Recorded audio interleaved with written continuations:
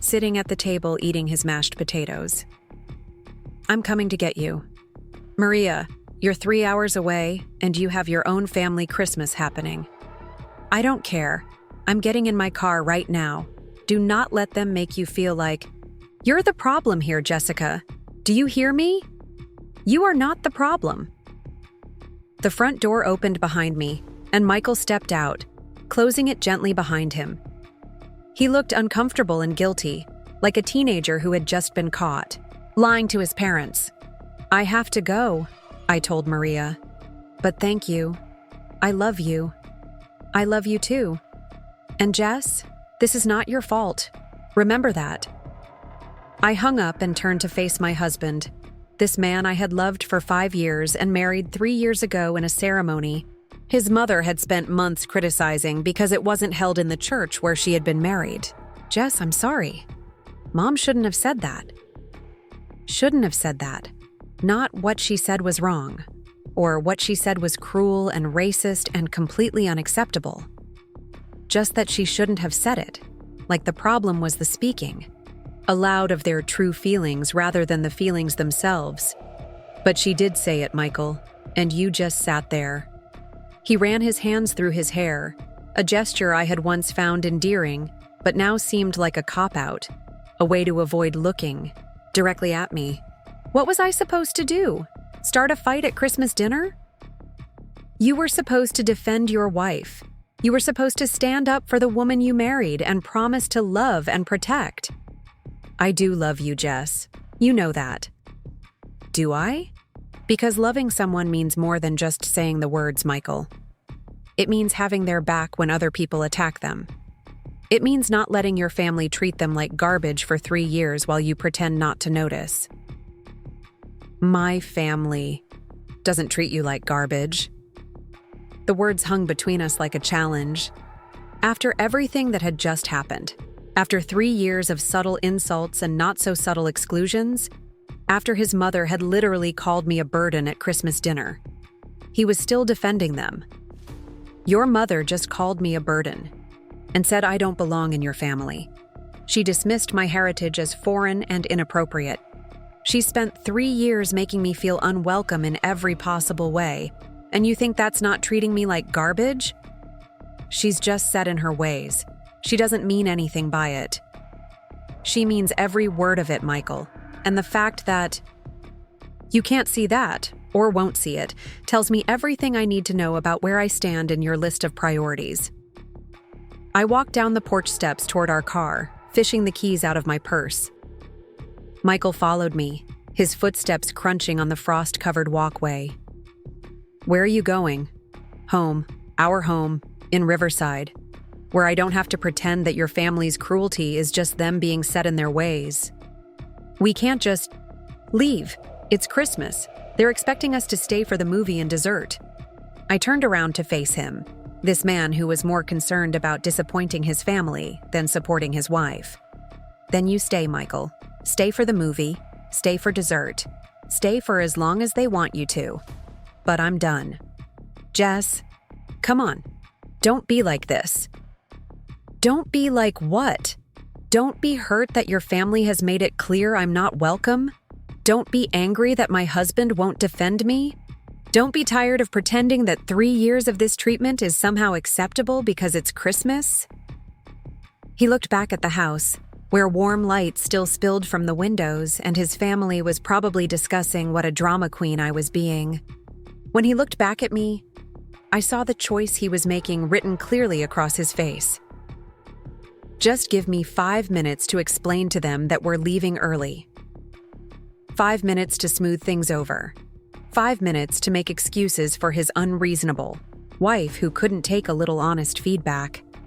5 minutes to preserve his relationship with his family while sacrificing his relationship with me.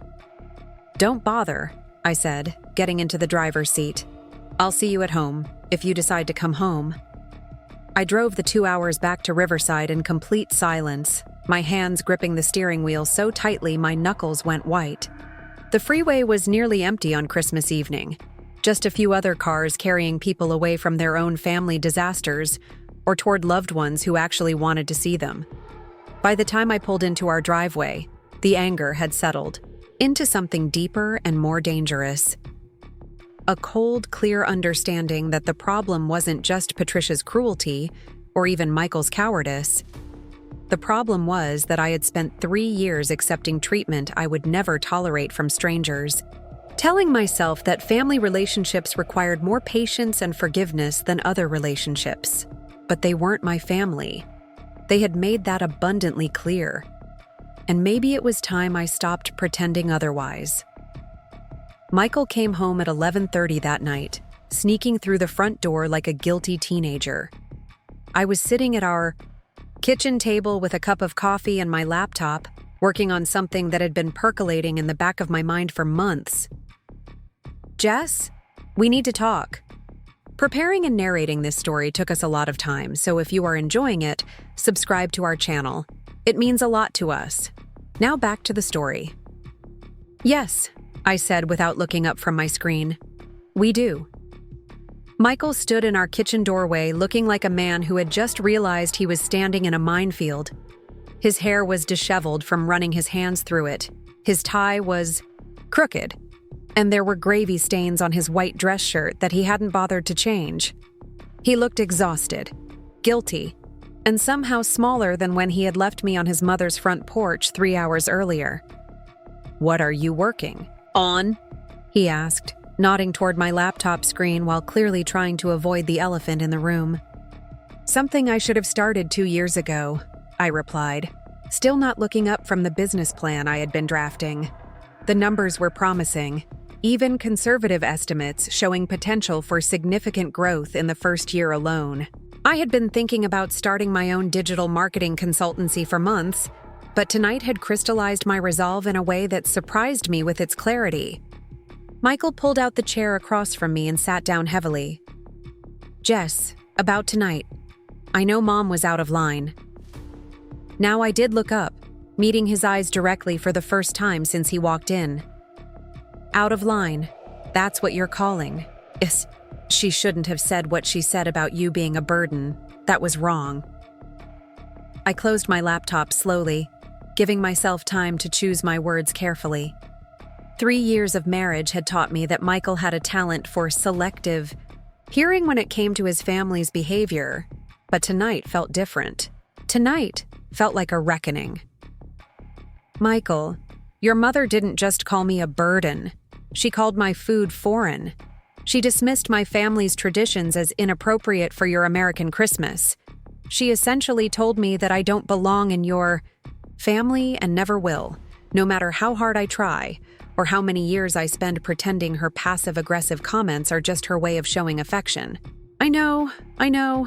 She was frustrated because Nicole's been having a difficult pregnancy, and Amanda's going through that custody thing with Brian's ex-wife, and the holidays stress everyone out." I stared at him, waiting for him to hear his own words. When it became clear that he didn't see the problem with making excuses for inexcusable behavior, I spoke very slowly and clearly. "Michael, are you listening to yourself right now? You're telling me that your mother's racism and cruelty toward your wife is acceptable because other people in your family are dealing with normal life stresses. It's not racism, Jess. She's just traditional." "Traditional, right. Tell me." "Michael, what exactly is traditional about telling someone their heritage is foreign and inappropriate? What's traditional about making your daughter-in-law feel unwelcome for 3 solid years? What's traditional about calling someone a burden at Christmas dinner?" He was quiet for a long moment, staring at his hands folded on our kitchen table. When he finally spoke, his voice was barely above a whisper. "What do you want me to do? Cut off my entire family because they're not perfect? I want you to acknowledge that they're not just imperfect, Michael. They're cruel. I want you to recognize that your wife has been treated badly by people you love, and that loyalty to me should matter as much as loyalty to them. I want you to understand that when you sit silent while your mother attacks me, you're choosing their comfort over my dignity. You're being dramatic." The words hit me like cold water. Dramatic. After 3 years of swallowing insults, of making excuses for people who treated me like an inconvenience, of trying to shrink myself small enough to fit into their narrow definition of acceptable. I was being dramatic for finally saying enough. Am I? Michael, answer me honestly. When was the last time your mother said something genuinely kind to me? Not polite, not backhanded, but actually kind. He opened his mouth to respond, then closed it again. I waited, watching him search his memory for an example that didn't exist. She complimented your dress at our wedding. She told me it was interesting that I chose white, given that it was my second time getting married. That was not a compliment, Michael. That was her way of reminding everyone that you married damaged goods. You're twisting her words. I'm remembering them accurately, but the fact that you think I'm twisting them tells me everything I need to know about how you've been interpreting 3 years of subtle cruelty. I stood up and walked to our kitchen window, looking out at the small garden I had planted when we first moved into this house. The tomato plants were brown and withered now, killed by the first frost of winter. But come spring, they would grow back stronger. Nature had a way of recovering from damage that humans could learn from. I've been thinking about starting my own business, I said, changing the subject abruptly. What kind of business? Digital marketing consulting. Small businesses, restaurants, local service providers. People who need help building their online presence but can't afford the big corporate agencies. That sounds great, honey. Really. But don't you think now might not be the best time? We just bought the house, and my job at the insurance company is steady but not exactly high-paying. I turned around to face him, struck by the unconscious way he had just reinforced every doubt I'd been having about our marriage. Don't you think now might not be the best time? Not, how can I support you? Or, what do you need to make this happen? Or, I believe in you. Just another reason why I should play it safe, stay small, avoid taking risks that might make other people uncomfortable. Actually, Michael, I think now is exactly the right time. I think I've spent too many years already putting my dreams on hold to accommodate other people's comfort levels. I didn't mean it like that. I just think we should be practical. Practical, right. Like it was practical for me to spend 3 years trying to earn approval from people who had already decided I wasn't worth their respect. Jess, you're connecting things that aren't connected. My family's issues have nothing to do with your career decisions. But they had everything to do with it. And the fact that Michael couldn't see the connection was perhaps the most telling thing of all. Absolutely. The daily grind on University Avenue at 9 a.m. work for you? Perfect. See you then. I spent the rest of the afternoon researching Carlos's work, looking at websites he had built and client testimonials he had received. His portfolio was impressive, and more importantly, his approach to client relationships seemed to align with my own philosophy about treating small business owners as partners rather than just revenue streams.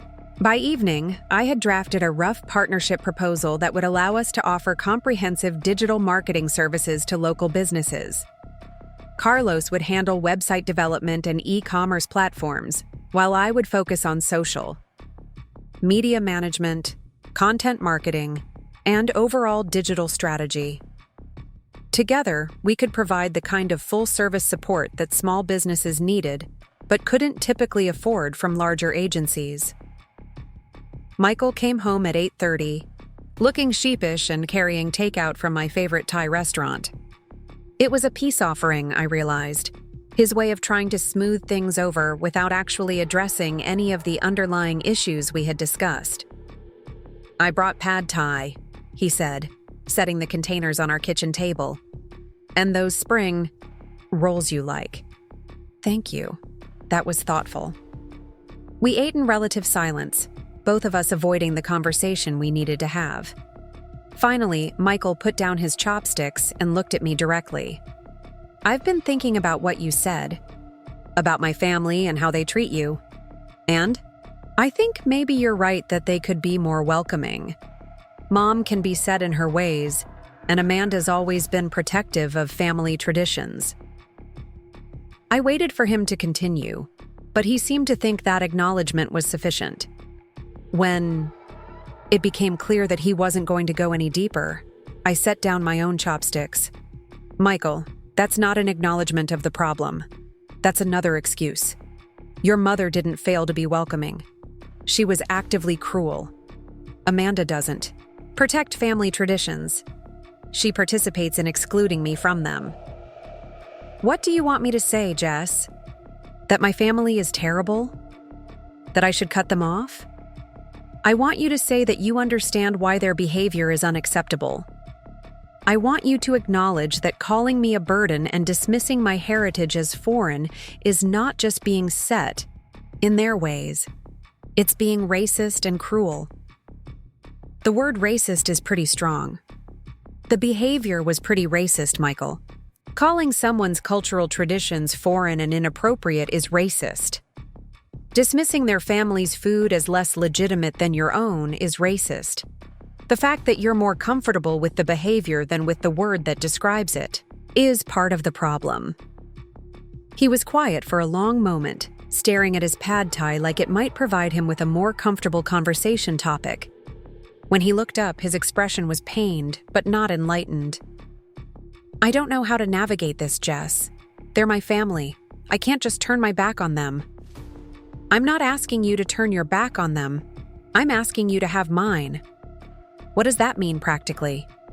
It means the next time your mother makes a comment about my food being foreign, you tell her that's inappropriate. It means when Amanda excludes me from family planning conversations, you speak up. It means you don't make me fight for basic respect by myself while you watch from the sidelines. And if they don't like that, if it causes problems in the family, then you choose whether their comfort or my dignity is more important to you. Because right now, it's clear which one you prioritize. Michael pushed back from the table and walked to our kitchen window, the same spot where I had stood the night before while contemplating my future. When he turned around, his face was resigned rather than resolved. I need more time to figure this out, Jess. This is all happening too fast.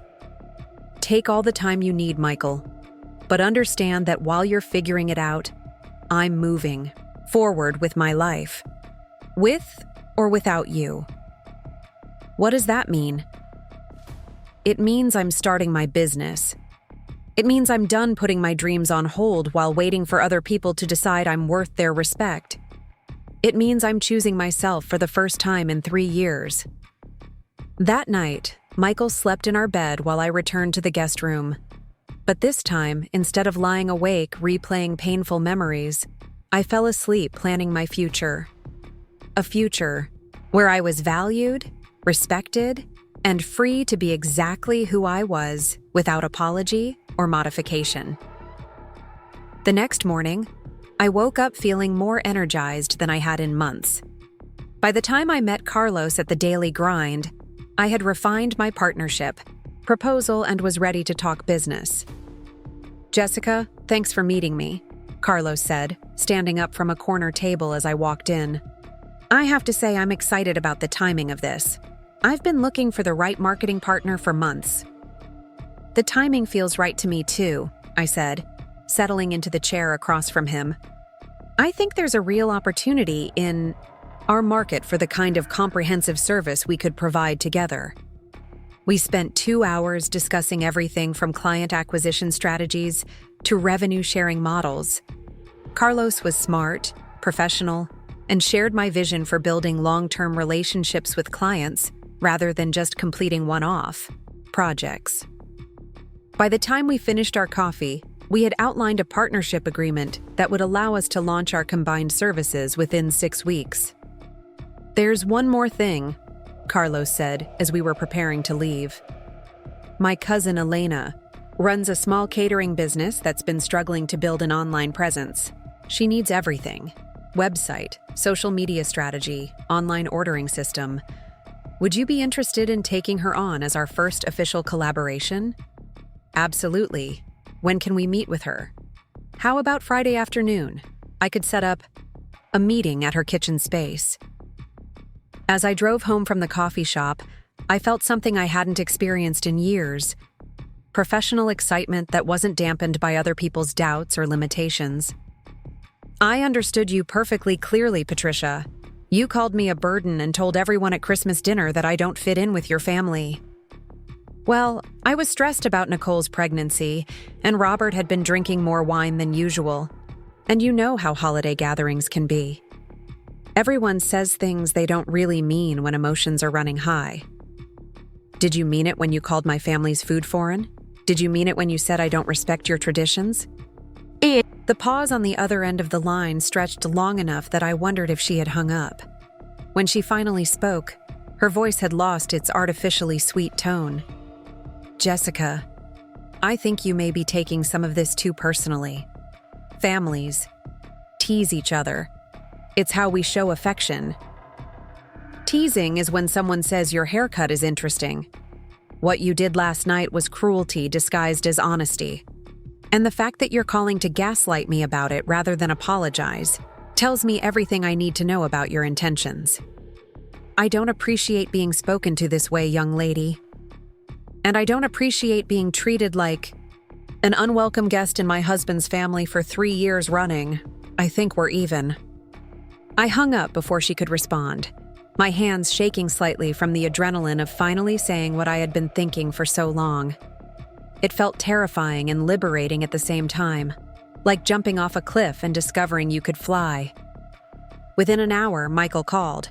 His voice was tight with barely controlled anger. What did you say to my mother? She's upset and saying you were rude to her. I told her the truth, that what she said last night was cruel, not a misunderstanding. That calling someone a burden isn't teasing, it's cruelty. She was trying to apologize, Jess. She called to make things right. No, Michael. She called to rewrite history. She wanted me to pretend that what happened last night was just a misunderstanding so that everyone could go back to the way things were. But I'm not going back. What does that mean? It means I'm done pretending that your family's treatment of me is acceptable. It means I'm done making myself smaller so that other people can feel comfortable. It means I'm done with relationships where I have to earn basic respect. You're talking about ending our marriage because of one bad night? I'm talking about ending our marriage because of 3 years of bad nights that you've asked me to ignore, excuse, and forget. I'm talking about ending our marriage because when your mother attacked me last night, you sat silent. I'm talking about ending our marriage because you just called her cruelty an apology. The silence on his end of the phone call stretched, long enough that I checked to make sure we were still connected. When he finally spoke, his voice was quieter, but no less defensive. So what? You're just giving up? Walking away from everything we built together? Michael, what exactly have we built together? A house where I feel like a guest? A marriage where your family's comfort matters more than my dignity? A relationship where I'm expected to absorb abuse with a smile because it's easier than confronting the people who dish it out? That's not fair. Fair would have been you defending me last night. Fair would have been you recognizing that your family has been treating me badly for 3 years and doing something about it. Fair would have been you choosing your wife over your mother's feelings. I love you, Jess. Doesn't that count for something? The question hung between us like a bridge I wasn't sure I wanted to cross. Did it count for something? Love without action, love without protection, love without priority. What was love worth if it couldn't move someone to stand up for the person they claim to cherish? I love you too, Michael. But love isn't enough if it doesn't come with respect. And I don't think you respect me enough to choose me when it matters. What can I do? Tell me what you want me to do to fix this. I want you to understand why it needs fixing. I want you to see that the problem isn't my sensitivity or your mother's stress levels. The problem is that your family treats me badly, and you allow it. Until you can see that clearly, there's nothing to fix because you don't recognize that anything is broken. I need time to think about all this. Take all the time you need, Michael. I'll be here working on my business plan. And when you're ready to have a real conversation about our marriage, One where you don't make excuses for people who treat me badly? Let me know. After I hung up, I sat in our kitchen feeling simultaneously exhausted and energized. The conversation with Patricia had been difficult but necessary.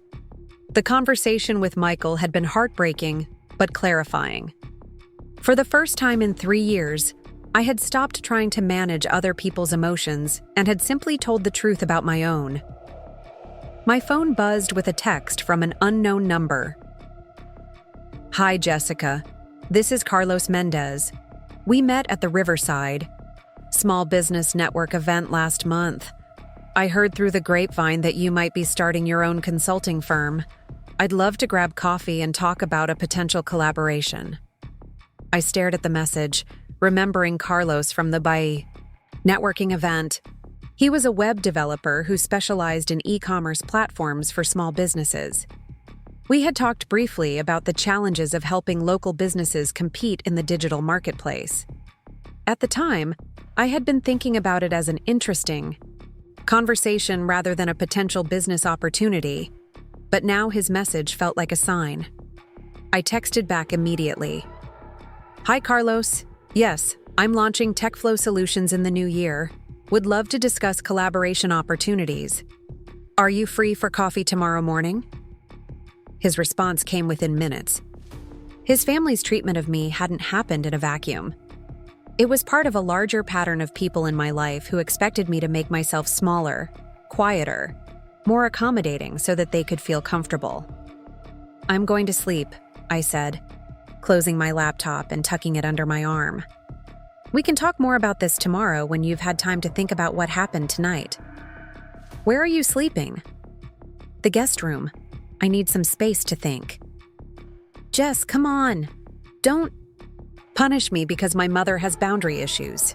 I stopped at the kitchen doorway and turned back to look at my husband, this man who somehow still didn't understand that his family's behavior was his problem too, not just something that happened to me. "Michael, I'm not punishing you. I'm protecting myself. There's a difference." That night, I lay awake in our guest bed, staring at the ceiling and replaying not just the events of Christmas dinner, but the entire 3 years of my marriage. How many times had I convinced myself that Patricia's comments weren't really that bad? How many holiday gatherings had I attended where I felt like an unwelcome intruder but told myself I was being too sensitive?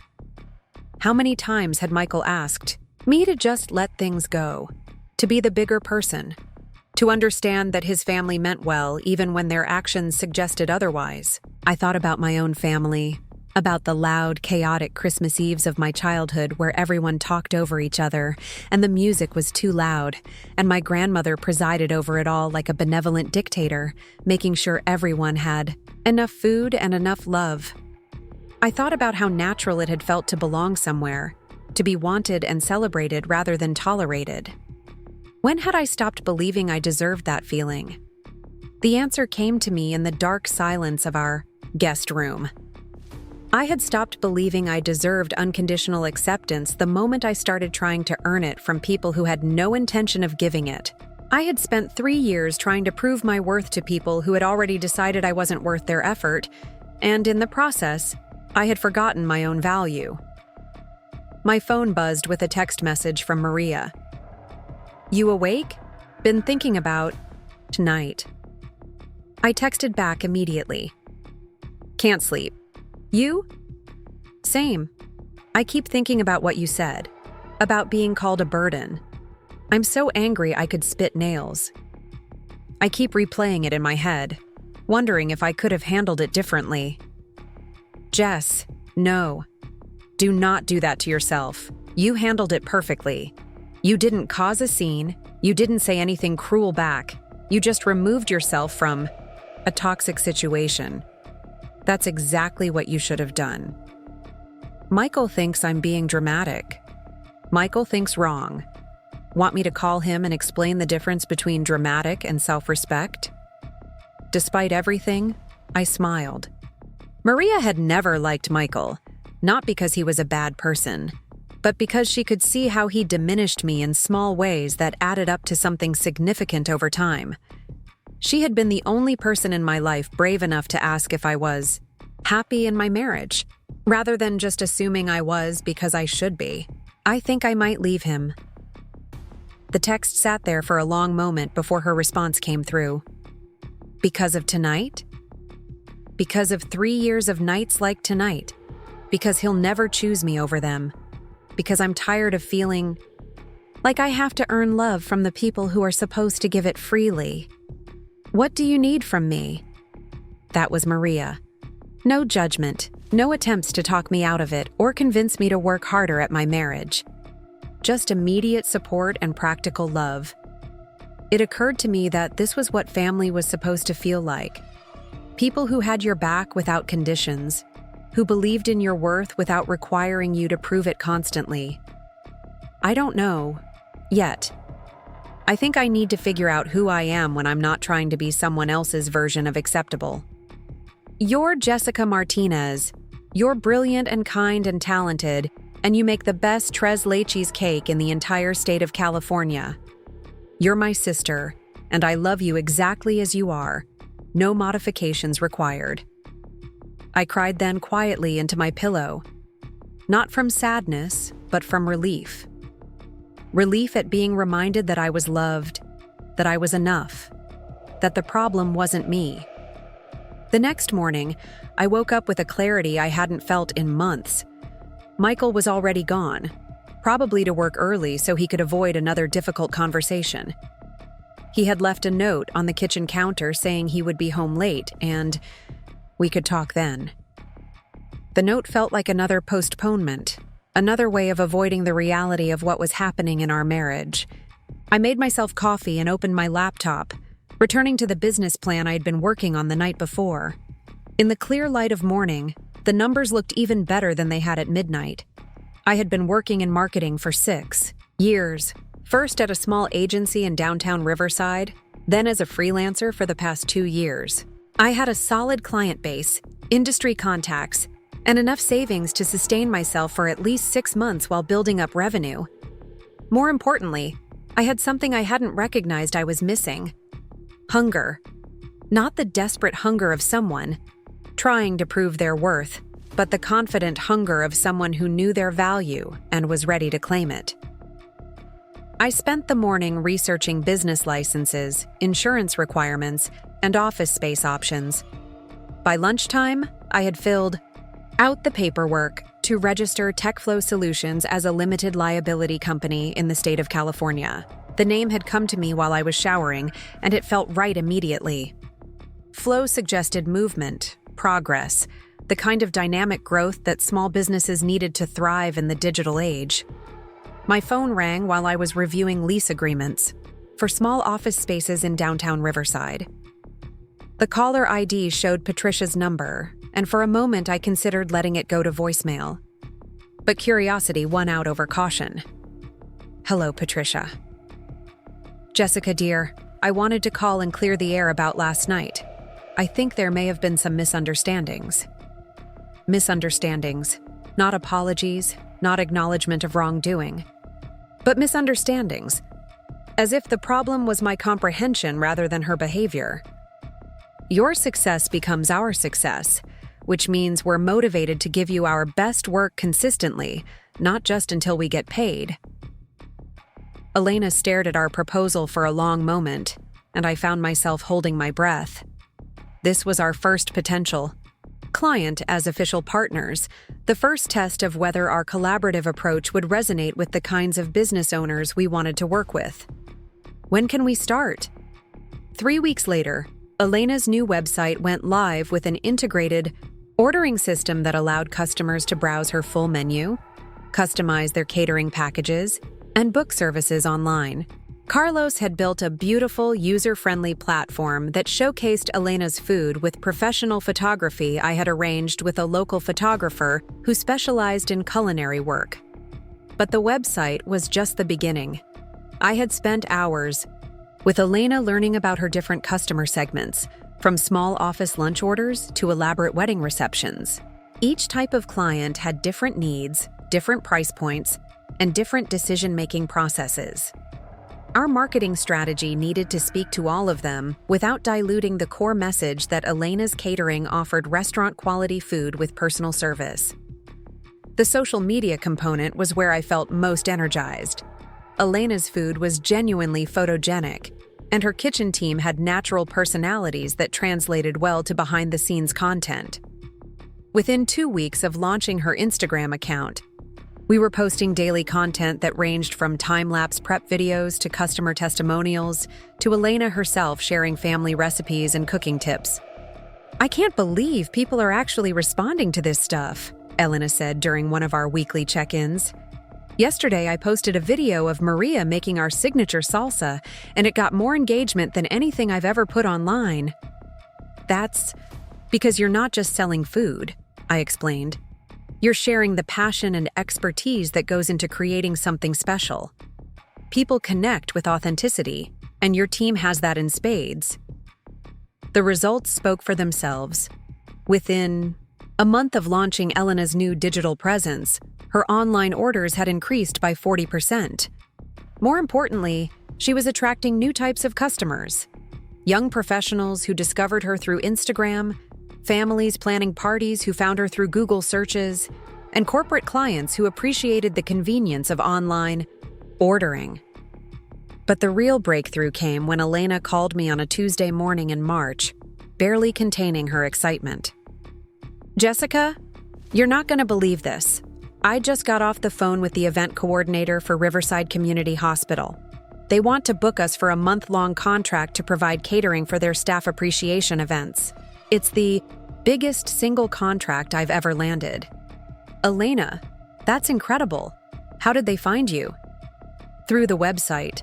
Apparently, one of their administrators was searching for local caterers who could handle large volume orders, and our SEO optimization put us at the top of their search results. She said our online portfolio convinced her we could handle the scope of what they needed." I hung up the phone, feeling a satisfaction that was entirely different from anything I had experienced in my previous marketing jobs. This wasn't just about completing a project or hitting arbitrary metrics. Elena's success was directly improving her life, allowing her to hire additional staff and expand her kitchen operations. Our partnership was creating real value for a hardworking entrepreneur who deserved to see her talents recognized and rewarded. Carlos and I celebrated that evening at a small wine bar near his apartment, toasting our first major client success and planning our next moves. The Elena project had proven that our partnership model worked, but more than that, it had given us both a template for the kinds of relationships we wanted to build with future clients. "I've been thinking," Carlos said, swirling his glass of red wine thoughtfully. "We should probably start looking for office space. Working out of coffee shops and client locations is fine for now, but if we're going to scale this properly, we need a professional base of operations." He was right, though the idea of committing to commercial lease felt both exciting and terrifying. My marriage was still in limbo, Michael and I existing in a strange state of polite distance while he presumably figured out whether his wife's dignity was worth defending. Signing a business lease felt like declaring that my future was moving forward with or without resolution to my personal situation. "There's a space I've been looking at," I said, pulling up photos on my phone. "It's in the old Riverside Arts District, second floor of a converted warehouse. 2 offices, a conference room, and a shared reception area. The building has good energy, lots of other creative professionals. Show me." The space was perfect for our needs: affordable, professional, and located in a part of town that was experiencing significant revitalization. Young entrepreneurs, artists, and tech professionals were moving into the area, creating exactly the kind of business ecosystem where tech flow solutions could thrive. "I love it," Carlos said after scrolling through the photos. "When can we see it in person?" "Tomorrow morning. I already set up an appointment with the leasing agent." As we walked out of the wine bar into the cool March evening, Carlos turned to me with a question that had obviously been on his mind for a while. "Jessica, can I ask you something personal? You seem different lately. More confident, more decisive." What changed? I thought about his question as we stood on the sidewalk outside the bar, watching other people head home to families and relationships that presumably didn't require them to choose between self-respect and keeping the peace. I stopped trying to make myself acceptable to people who had already decided I wasn't worth their effort. It's amazing how much energy you have for building something when you're not spending it all on managing other people's comfort levels. Carlos nodded knowingly. I went through something similar when I left my corporate job. Everyone kept asking if I was sure I wanted to give up the security and benefits to start my own thing. It took me a while to realize they were really asking if I was sure I believed in myself enough to bet on my own abilities. And were you? Terrified, but yes. Best decision I ever made. What about you? Any regrets about starting TechFlow? I looked around at the bustling arts district, at the young professionals heading to dinner and the gallery openings happening in converted warehouse spaces, at the energy of people building something new rather than maintaining something old. None whatsoever. The next morning, Carlos and I met at the leasing office for what felt like the most important business meeting of my life. The space was even better in person. High ceilings, large windows, polished concrete floors that somehow managed to feel both industrial and welcoming. I could envision client meetings in the conference room, collaborative work sessions in the open area, and the kind of creative energy that comes from working in a space designed for innovation. The lease terms are very reasonable, the agent explained as we toured the space. 18 months with an option to renew, utilities included, and access to the shared amenities like the rooftop deck and first-floor coffee shop. Carlos and I exchanged glances, and I could see that he was as excited as I was. This felt right, in a way that went beyond practical considerations. This felt like home for the business we were building together. "We'll take it," I said, surprising myself with how quickly the decision came. "Excellent. I'll draw up the paperwork and we can have you moved in within 2 weeks." As we walked back to our cars, Carlos grinned at me with obvious delight. Did we just commit to our first real office space? We absolutely did. Are you freaking out? Completely. You? Terrified and thrilled in equal measure. That afternoon, I called Elena to share the news about our new office space. Her reaction was exactly what I had hoped for. Genuine excitement for our growth and immediate interest in how it might benefit our ongoing partnership. "This is so exciting, Jessica. Does this mean you'll be able to take on more clients like me?" That's exactly what it means. We're looking to work with about 6 to 8 small businesses initially, providing the same kind of comprehensive service we've developed with you. I have some friends who own restaurants and retail shops who might be interested. Would you like me to make some introductions? This was how real business growth happened, I realized. Not through desperate networking or aggressive sales tactics, but through delivering genuine value to people who then wanted to share that value with others they cared about. Elena's referrals would carry more weight than any advertising we could buy because they came from authentic experience rather than marketing promises. That would be incredible, Elena. Thank you. Over the next 2 weeks, Elena introduced us to 3 potential clients: a family-owned Mexican restaurant that needed help with online ordering and delivery apps, a boutique clothing store that wanted to expand their e-commerce presence, and a home renovation contractor who was struggling to generate leads through digital channels. Each consultation reinforced my growing confidence that TechFlow Solutions was filling a real gap in the market. These were established businesses with good reputations and loyal customer bases, but they were struggling to translate their offline success into digital growth. They needed partners who understood both their industries and the technical aspects of online marketing, which was exactly what Carlos and I could provide together. The contractor consultation was particularly interesting. David Park had been running Park Family Construction for 12 years, building a solid reputation for kitchen and bathroom renovations through referrals and local advertising.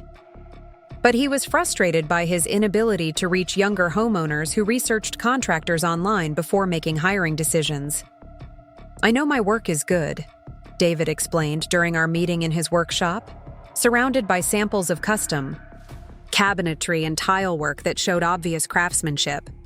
But when people search for contractors online, they're finding the big companies with flashy websites and aggressive SEO strategies.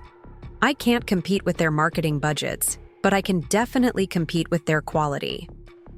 That's exactly the advantage we want to help you leverage, I said, taking photos of his portfolio samples.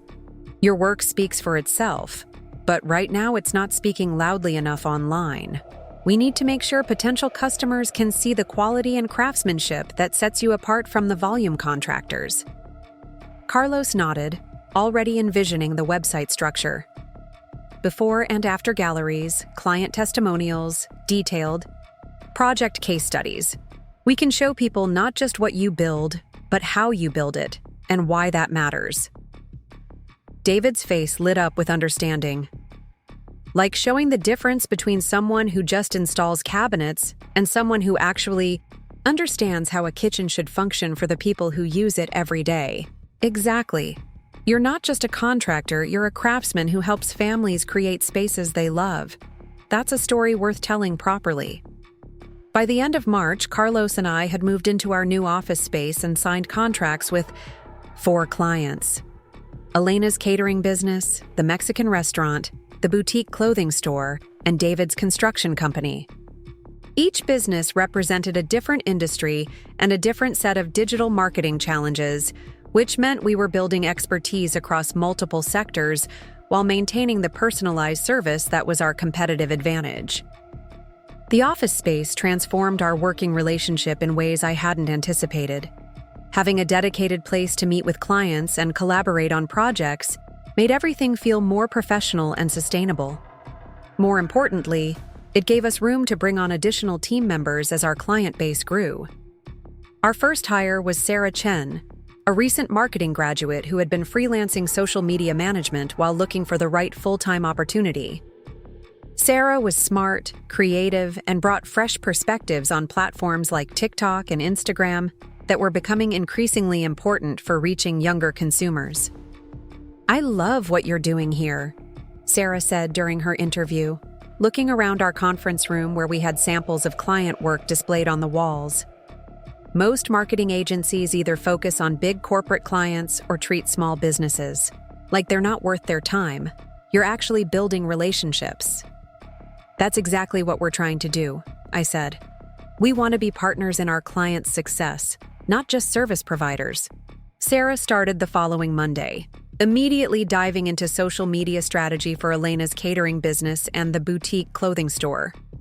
Her energy was infectious, and her ideas pushed all of us to think more creatively about how small businesses could compete in crowded digital spaces. Within 2 weeks of Sarah joining the team, Elena's Instagram following had doubled, and the clothing boutique was seeing significant increases in online sales driven by targeted social media campaigns. More importantly, both clients were actively engaged in the process, learning how to maintain their digital presence between our monthly strategy sessions. "I never thought I'd say this," Elena told me during one of our check-ins, "but I actually enjoy posting on social media now. It feels like I'm sharing my passion for food rather than just trying to sell people something." "That's because you're being authentic instead of trying to sound like every other business online. People can tell the difference." The success with our initial clients was generating referrals faster than we had anticipated. By mid-April, we had consultations scheduled with 6 additional potential clients, and I was starting to think about bringing on a second marketing specialist to handle the increased workload. But the real validation came from an unexpected source. A call from Helen Washington, the director of the Riverside Small Business Development Center. "Jessica, I've been hearing wonderful things about TechFlow solutions from several business owners in our network. Would you be interested in presenting at our monthly workshop series? We have a lot of entrepreneurs who could benefit from learning about digital marketing strategy." The workshop series was well respected in the local business community, featuring presentations from successful entrepreneurs and industry experts. Being invited to present felt like official recognition that what we were building was valuable and noteworthy. I'd be honored to present. What topic would be most helpful for your audience? How about digital marketing for small businesses?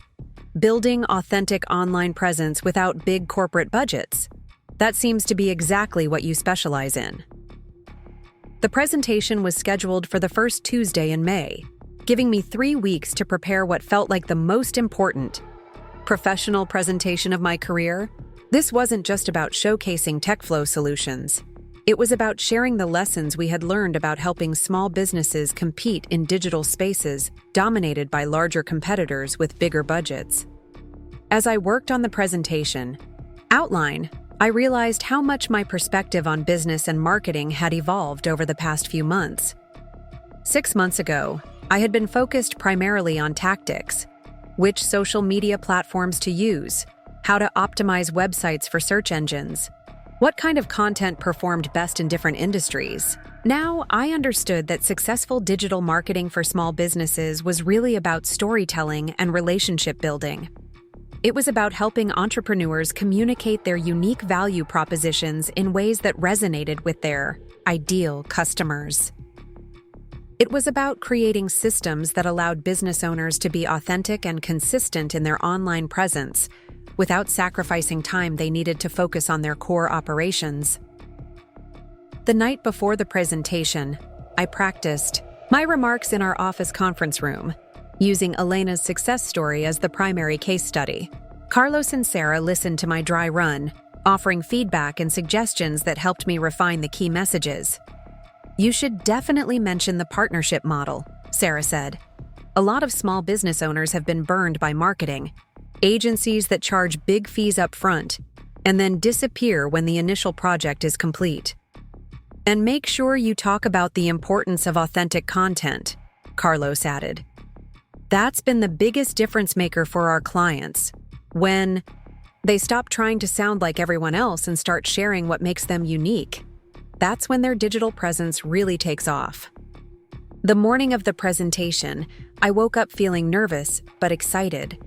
This felt like a milestone moment, not just for TechFlow solutions, but for my own evolution as a business owner and marketing professional. 6 months ago, I had been trying to make myself acceptable to people who didn't value my contributions. Today, I was being invited to share my expertise with entrepreneurs who genuinely wanted to learn from what I had built. The Small Business Development Center was located in a converted bank building downtown, and the workshop room was packed with about 40 local business owners representing everything from restaurants and retail shops to professional services and manufacturing companies.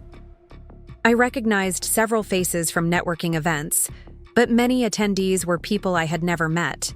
Entrepreneurs who were serious enough about growing their businesses to spend a Tuesday evening learning new skills. Good evening, everyone.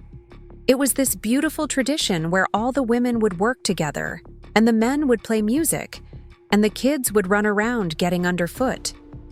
I was warming to the memory, feeling more animated than I had all day.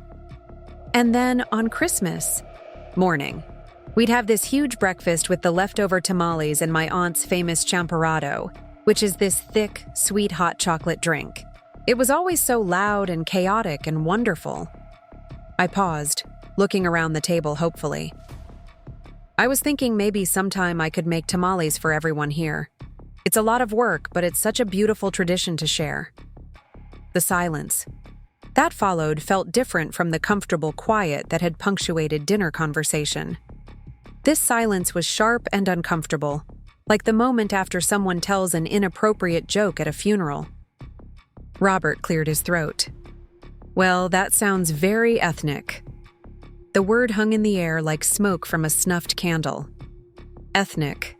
Not cultural, not traditional, not beautiful. Ethnic. Like my family's generations-old Christmas celebration was some kind of curiosity rather than a meaningful tradition worthy of respect. "Dad?"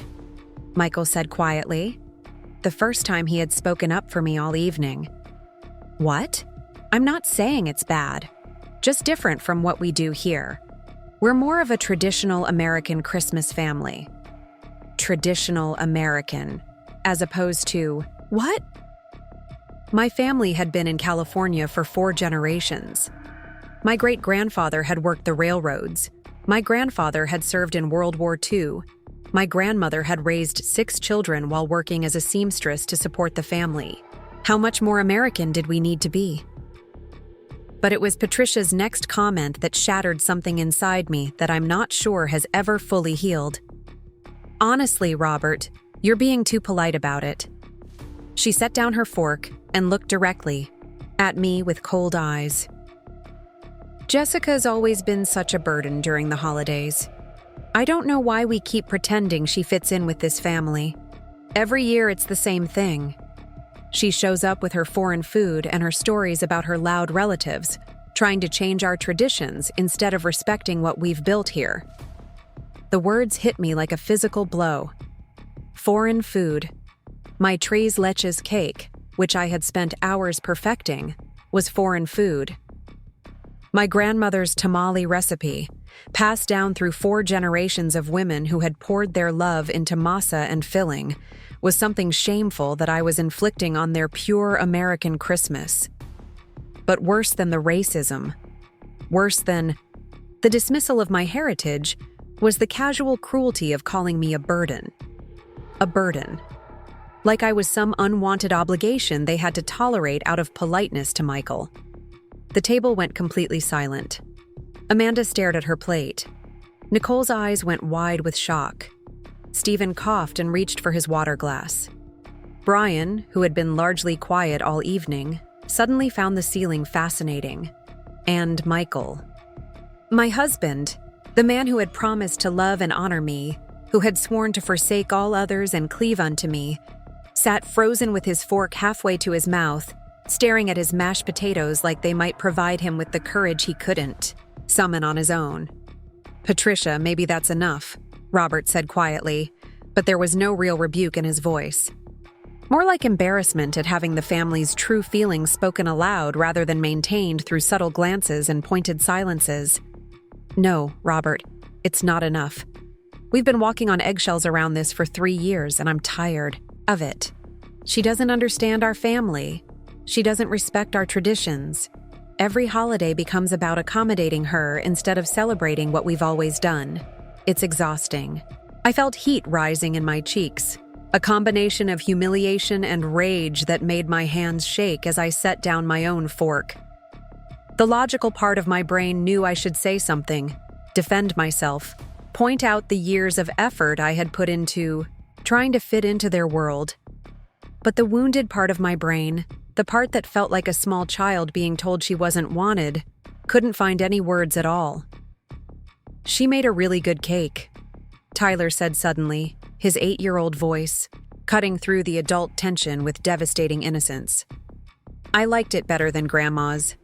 Tyler, eat your dinner, Amanda said sharply, shooting her son a look that clearly communicated he had crossed some invisible line by expressing a preference that contradicted the family hierarchy. I pushed back from the table slowly, my chair, scraping against Patricia's hardwood floors with a sound that seemed to echo in the sudden quiet. Excuse me, I managed, my voice barely above a whisper. I need some air. I walked to the front door on unsteady legs, grabbed my coat from the closet, and stepped out into the December cold. The night air hit my flushed face like a blessing, and I stood on Patricia's front porch, trying to process what had just happened. 3 years of careful politeness, of swallowing my pride, of bringing gifts and making cakes and showing up with a smile. 3 years of trying to earn a place in a family that had apparently never intended to give me one. Behind me, I could hear muffled voices through the door. Michael's voice, higher than usual, saying something I couldn't make out. Patricia's voice, defensive and sharp. Amanda saying something about making things worse. I pulled out my phone and scrolled through my contacts until I found my sister Maria's number. She answered on the second ring. Jess? How's the Christmas dinner from hell going? Despite everything, I almost smiled. Maria had never been subtle about her feelings regarding the Rodriguez family's treatment of me. It's over, I said simply. What do you mean, over? Did you finally tell Patricia what you really think of her passive-aggressive Christmas tablescape? She called me a burden, Maria, in front of everyone. Said I don't fit in with their family and that I try to change their traditions with my foreign food. The silence on the other end of the line stretched long enough that I checked to make sure the call hadn't dropped. When Maria finally spoke, her voice was deadly quiet. She said, "What now?" "You heard me." "Where's Michael in all this?" I looked back at the warm light spilling from Patricia's windows, at the silhouettes of the family continuing their dinner without me. Carlos believed in my abilities, wanted to work with me as an equal partner, and was ready to move forward without endless discussion about whether it was the right time or the practical choice. For the first time since Christmas dinner, I allowed myself to imagine a future where I was surrounded by people who saw my potential rather than my flaws, who wanted to build something with me rather than constantly questioning whether I was capable of building anything at all. Michael was waiting for me when I got home, sitting at our kitchen table with a cup of coffee and an expression I couldn't quite read. "How was your meeting?" he asked. "Really good. Carlos and I are going to partner on a full-service digital marketing firm. We're meeting with our first potential client on Friday." "That's great, honey. Really great." But his tone suggested otherwise. There was something careful and distant in his voice that made me wonder what he had been thinking about while I was gone. "Michael, is there something you want to say?" "I called Mom this morning to talk about what happened on Christmas." I sat down across from him, bracing myself for whatever justification or excuse was coming next. "And?" "She's upset that you hung up on her yesterday. She feels like you're not giving her a chance to make things right." I stared at my husband, this man who still couldn't hear what he was saying. After everything we had discussed, after all my attempts to help him understand the problem, he was still more concerned with his mother's feelings than with the fact that she had never actually apologized for her behavior. "Michael, did she apologize? Did she acknowledge that what she said was wrong? Or did she just express frustration that I won't pretend it didn't happen?" "She said she was sorry if you were hurt by what she said." "Sorry if I was hurt. Not sorry for what she said, but sorry if I was hurt by it." "Do you understand the difference?" "I think you're parsing words, Jess. I think you're missing the point entirely." I stood up and walked to our kitchen counter, where I had left the business registration papers for TechFlow Solutions.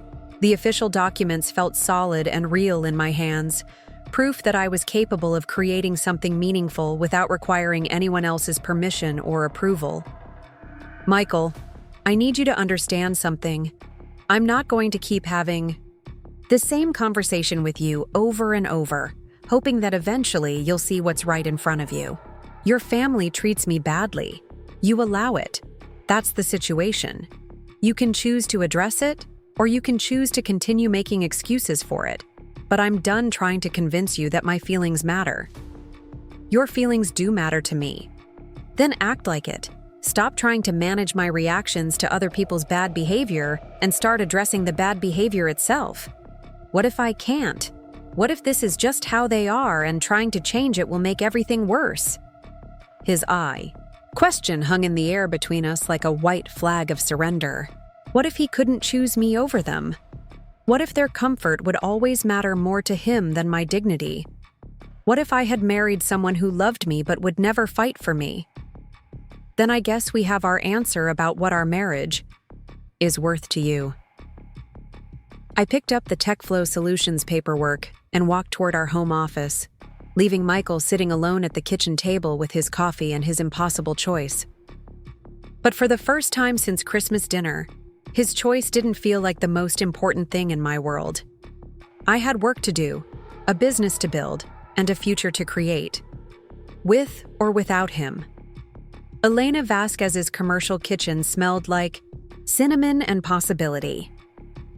Located in a converted warehouse in downtown Riverside, the space buzzed with the controlled chaos of a successful catering operation. Steam rose from industrial-sized pots while her team of 5 prep cooks moved with practiced efficiency chopping vegetables and seasoning proteins for what looked like a massive corporate event. "Jessica, Carlos, thank you so much for coming," Elena said, wiping her hands on her apron as she approached us. She was a woman in her early 40s with kind eyes and the kind of confident energy that came from building something meaningful from scratch. "I have to admit, I'm a little nervous about this whole digital marketing thing. I barely know how to post on Instagram, let alone run a business online." "That's exactly why we're here," I said, pulling out my tablet and setting it on the stainless steel counter that served as Elena's office space. "You don't need to become a tech expert overnight. You just need partners who understand both your business and the digital landscape."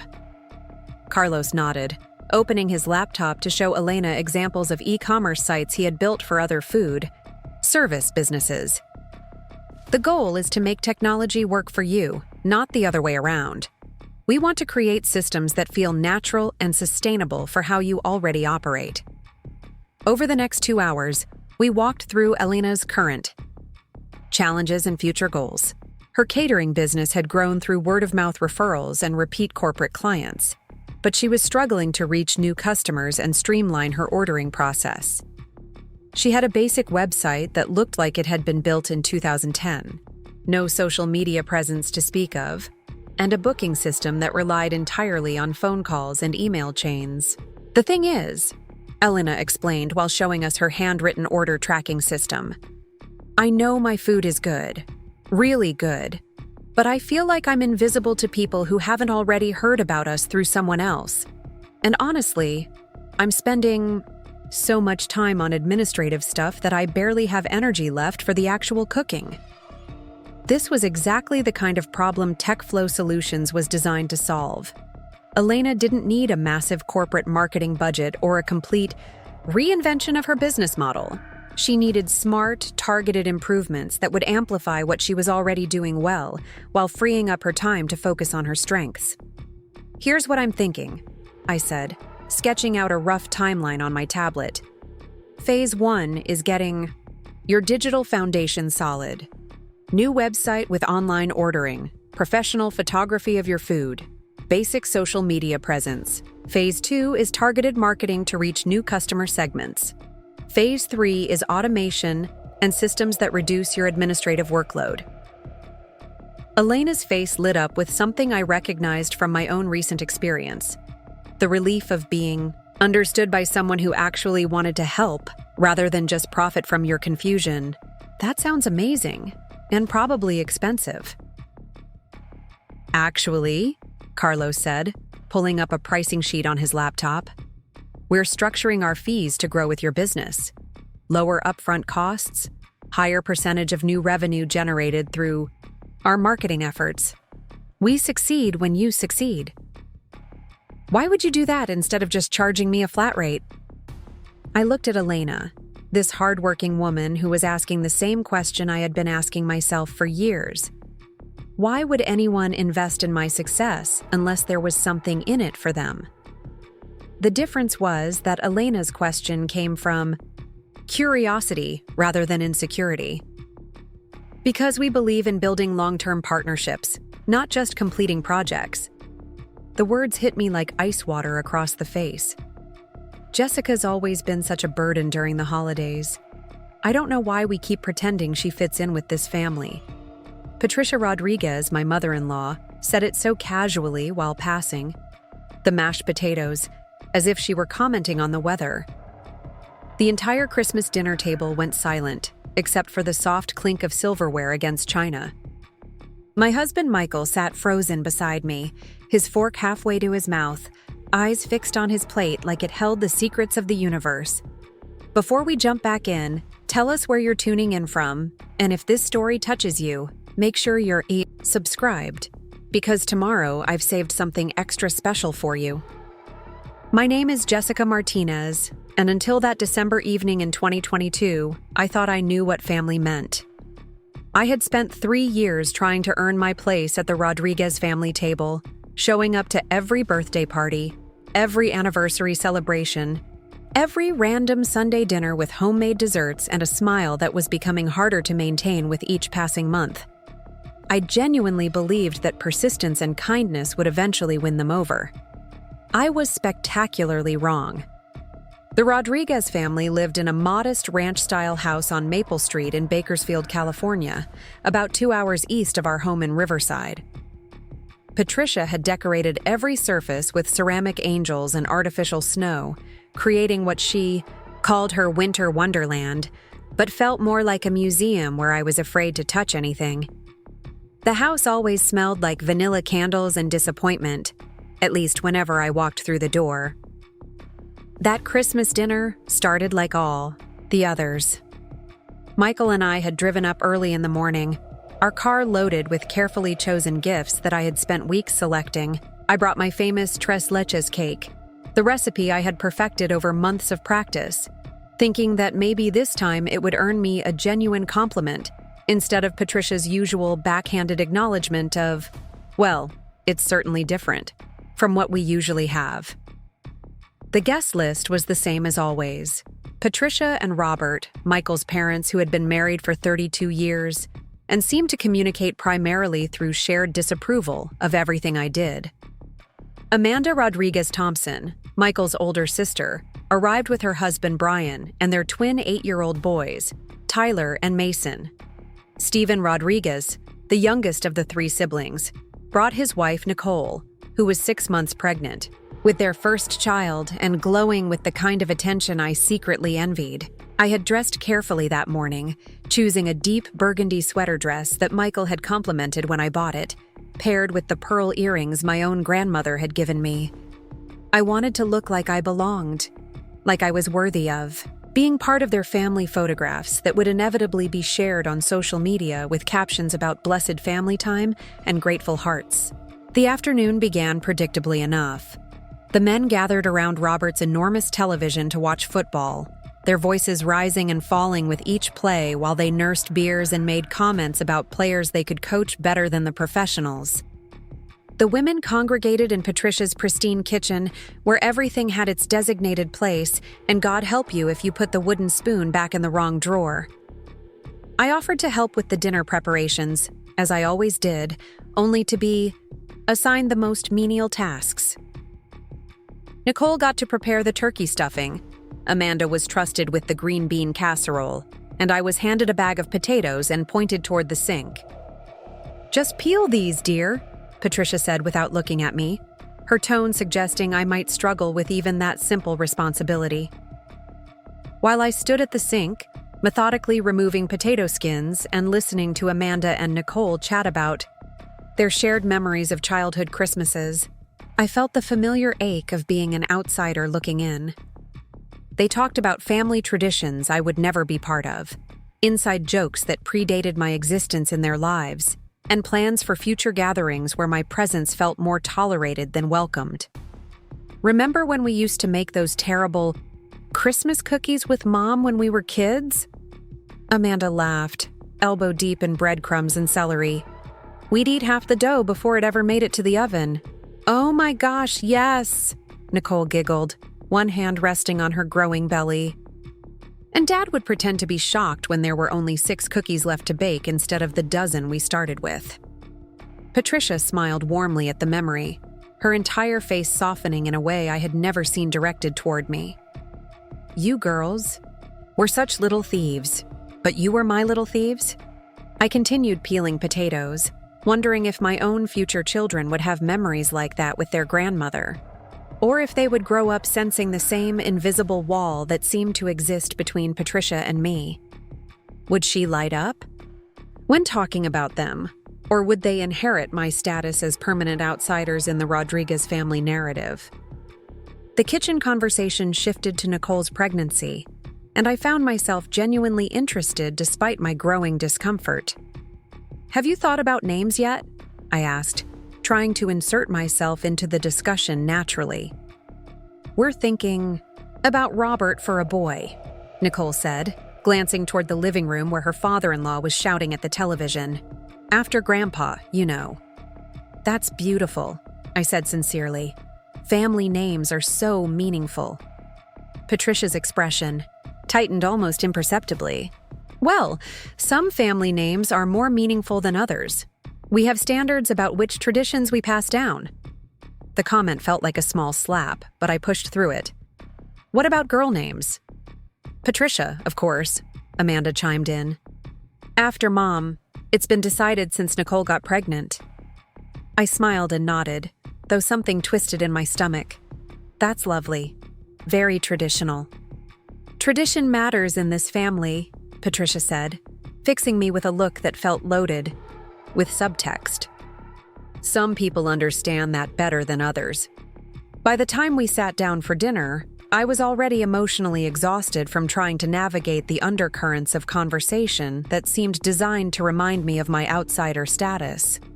The dining room table was set with Patricia's good china, the pieces she had inherited from her own mother and treated like holy relics. I was seated between Michael and Tyler, one of Amanda's twins, who spent most of the meal kicking his legs against his chair and asking when we could have dessert. The conversation flowed around me like water around a stone. They discussed local news from Bakersfield, people I had never met but was expected to nod knowingly about. They rehashed family stories I had heard dozens of times, but was never quite part of, even when they involved events from after Michael and I had been together. Remember last Easter when Jessica wore that bright yellow dress? Amanda said at one point, as if I weren't sitting right there. Mom thought she was trying to upstage the decorations. Everyone laughed except Michael, who shifted uncomfortably beside me and me, who forced a smile while my cheeks burned with embarrassment. The yellow dress had been one of my favorites, a cheerful spring sundress that I thought looked festive and appropriate. Apparently, I had been wrong about that too. As the meal progressed, I found myself speaking less and less, partly because no one seemed particularly interested in what I had to say, and partly because I was beginning to feel like every word out of my mouth was being evaluated for evidence of my fundamental incompatibility with their family values. The breaking point came during dessert, when Patricia was serving slices of her traditional Christmas cake alongside my tres leches creation. Tyler had requested a piece of my cake, which I took as a small victory until Patricia intervened. Tyler, honey, you should try Grandma's cake first. It's the real Christmas dessert. Jessica's is just something extra we can have later if there's room. The dismissal stung, but I bit my tongue and smiled, as I had learned to do over the past 3 years. What came next, however, was impossible to smile through. Nicole had been quiet through most of the dinner, focusing on eating small bites, and occasionally rubbing her belly when the baby kicked.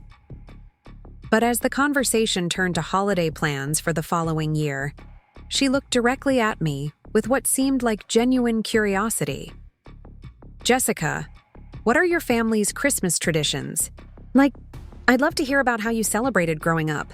It was the first time anyone had asked me a direct question about myself all day, and I felt a flutter of hope that maybe I could finally contribute something meaningful to the conversation. Well, my grandmother always made these incredible tamales on Christmas Eve.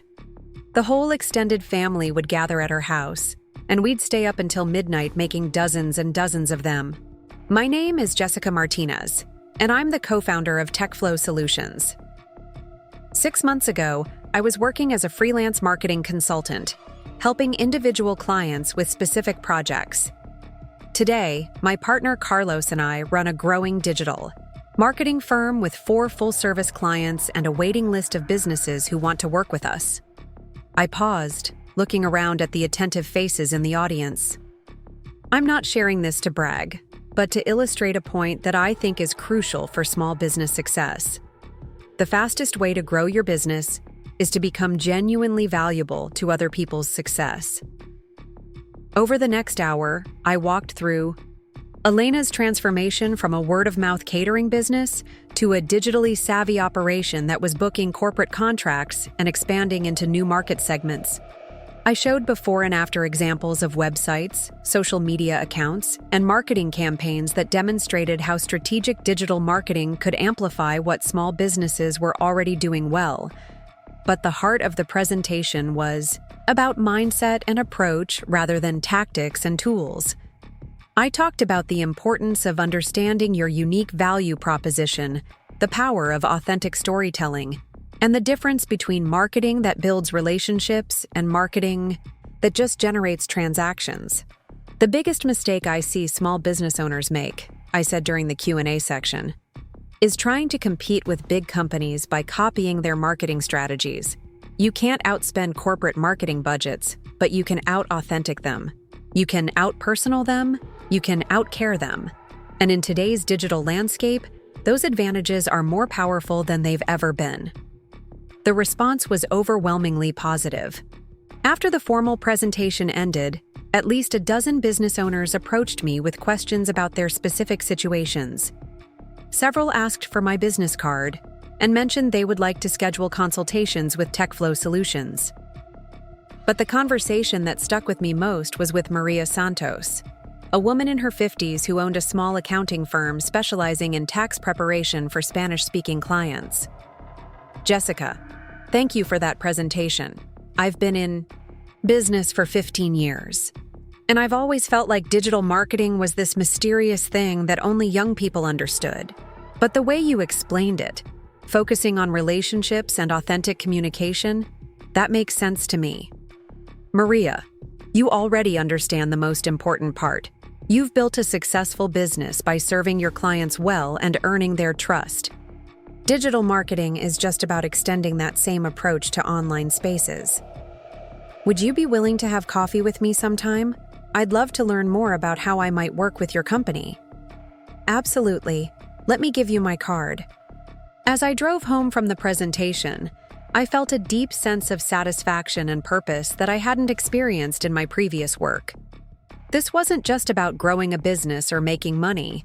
It was about helping other entrepreneurs succeed, about using my skills and knowledge to create value for people who were working hard to build something meaningful.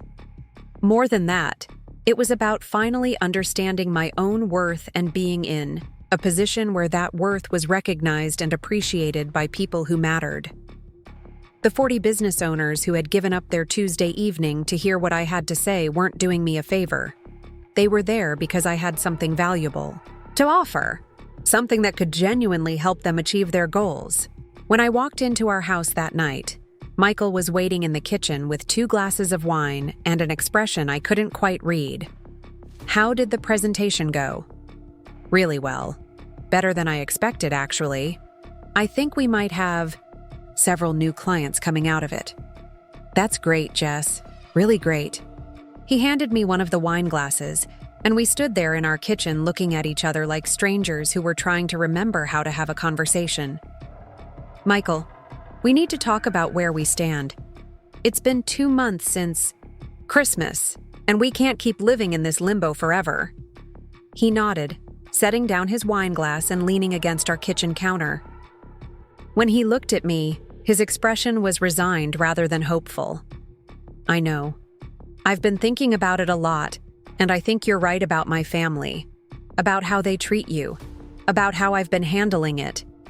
And I don't know how to fix it without losing them. Mom is already barely speaking to me because of the argument we had after you hung up on her. Amanda thinks you're trying to break up the family. Stephen just wants everyone to pretend nothing happened. I waited for him to continue, but he seemed to think that acknowledgement of the problem was sufficient. When it became clear that he wasn't going to propose any solutions, I spoke carefully. Michael, what you're describing isn't a family. It's a group of people who prioritize maintaining comfortable dysfunction over addressing harmful behavior. And you're asking me to accept being treated badly so that they don't have to face the consequences of treating me badly. I'm not asking you to accept anything. I'm just trying to figure out how to navigate an impossible situation. It's only impossible if you think their comfort matters more than my dignity. If you think our marriage matters more than their approval, then it's actually quite simple. What does that mean? It means you tell them that the way they've been treating me is unacceptable, and if they want to have a relationship with you, they need to treat your wife with respect. It means you stop attending family gatherings where I'm not welcome or where I'm treated badly. It means you choose us over them when there's a conflict." Michael was quiet for a long moment, staring at his wine glass like it might provide him with an easier path forward. When he looked up, his face was pained but not determined. "What if they choose not to have a relationship with me rather than change how they interact with you? Then you'll know where you really stood with them all along. And you'll know that you chose to build a life with someone who values you enough to stand up for you." "And if I can't do that? If I can't risk losing my family?" His question hung in the air between us like a bridge that was about to collapse. If he couldn't choose me, then he had already chosen them. If our marriage wasn't worth fighting for, then it wasn't worth preserving. Then I guess we both know where we stand. That night, Michael slept in our bedroom while I returned to the guest room, but it felt different than the previous months of separation. This felt final, like a decision that had been made even if the words hadn't been spoken yet. The next morning, I woke up with a clarity that was both painful and liberating. My marriage was over, not because of one catastrophic fight, but because Michael would never love me enough to defend me. And for the first time since Christmas dinner, that felt like his loss rather than my failure. I had work to do, a business to build, and a life to create, with or without him. The divorce papers arrived on a Wednesday morning in June, delivered by a courier who seemed apologetic about interrupting what was obviously a productive business meeting. I was in our conference room with Carlos and Sarah, reviewing quarterly performance metrics that showed TechFlow Solutions had exceeded every growth projection we had made 6 months earlier. "I can sign for those," I told Sarah, who had answered the door. "Let's take a 15-minute break and then finish reviewing the client acquisition numbers." I stepped into my private office and closed the door, holding the manila envelope that contained the legal dissolution of my marriage to Michael Rodriguez. He had filed the papers the previous week, citing irreconcilable differences and requesting an uncontested divorce with equitable distribution of assets. The language was cold and clinical, reducing 3 years of marriage to a series of financial calculations and property divisions. But instead of sadness or regret, I felt something unexpected: relief. The uncertainty was over. Michael had made his choice, and it wasn't me. Now I could stop wondering if he would ever find the courage to choose our marriage over his family's comfort and focus entirely on building the life I actually wanted. I signed the papers without reading them thoroughly, knowing that my lawyer had already reviewed the terms and confirmed they were fair. Michael could have the house we had bought together, with its memories of failed holiday preparations and awkward family dinners. I was ready to create new memories in spaces that felt authentically mine. When I returned to the conference room, Carlos and Sarah were discussing our client expansion strategy with the kind of focused energy that had become characteristic of our team dynamic. Neither of them asked about the papers, though I could see curiosity in their expressions. "Everything okay?" Carlos asked. "Better than okay. I'm officially a free woman as of today." "Now, where were we with the Q3 projections?" Sarah grinned. "We were talking about whether we're ready to handle 12 clients simultaneously, or if we should cap growth at 10 until we bring on additional staff." This was exactly the kind of problem I had dreamed about having 6 months earlier. Too much demand for our services rather than too little. Elena's referrals had generated a steady stream of consultations throughout the spring, and our success stories were creating word-of-mouth marketing that was more effective than any advertising we could have purchased. "I think we're ready for 12, but only if we hire strategically," I said, pulling up our staffing plan on my tablet. "We need someone who can handle the technical SEO and website maintenance tasks, freeing Carlos up to focus on high-level development projects. And we probably need a project manager to coordinate client communications and deliverables." "I have someone in mind for the technical role," Carlos said. "Maya Patel. She's a web developer who's been freelancing for the past 2 years while her kids are small. She's incredibly skilled, completely reliable, and looking for a flexible full-time position with a growing company. And I know the perfect person for project management, Sarah added. David Chen, my cousin.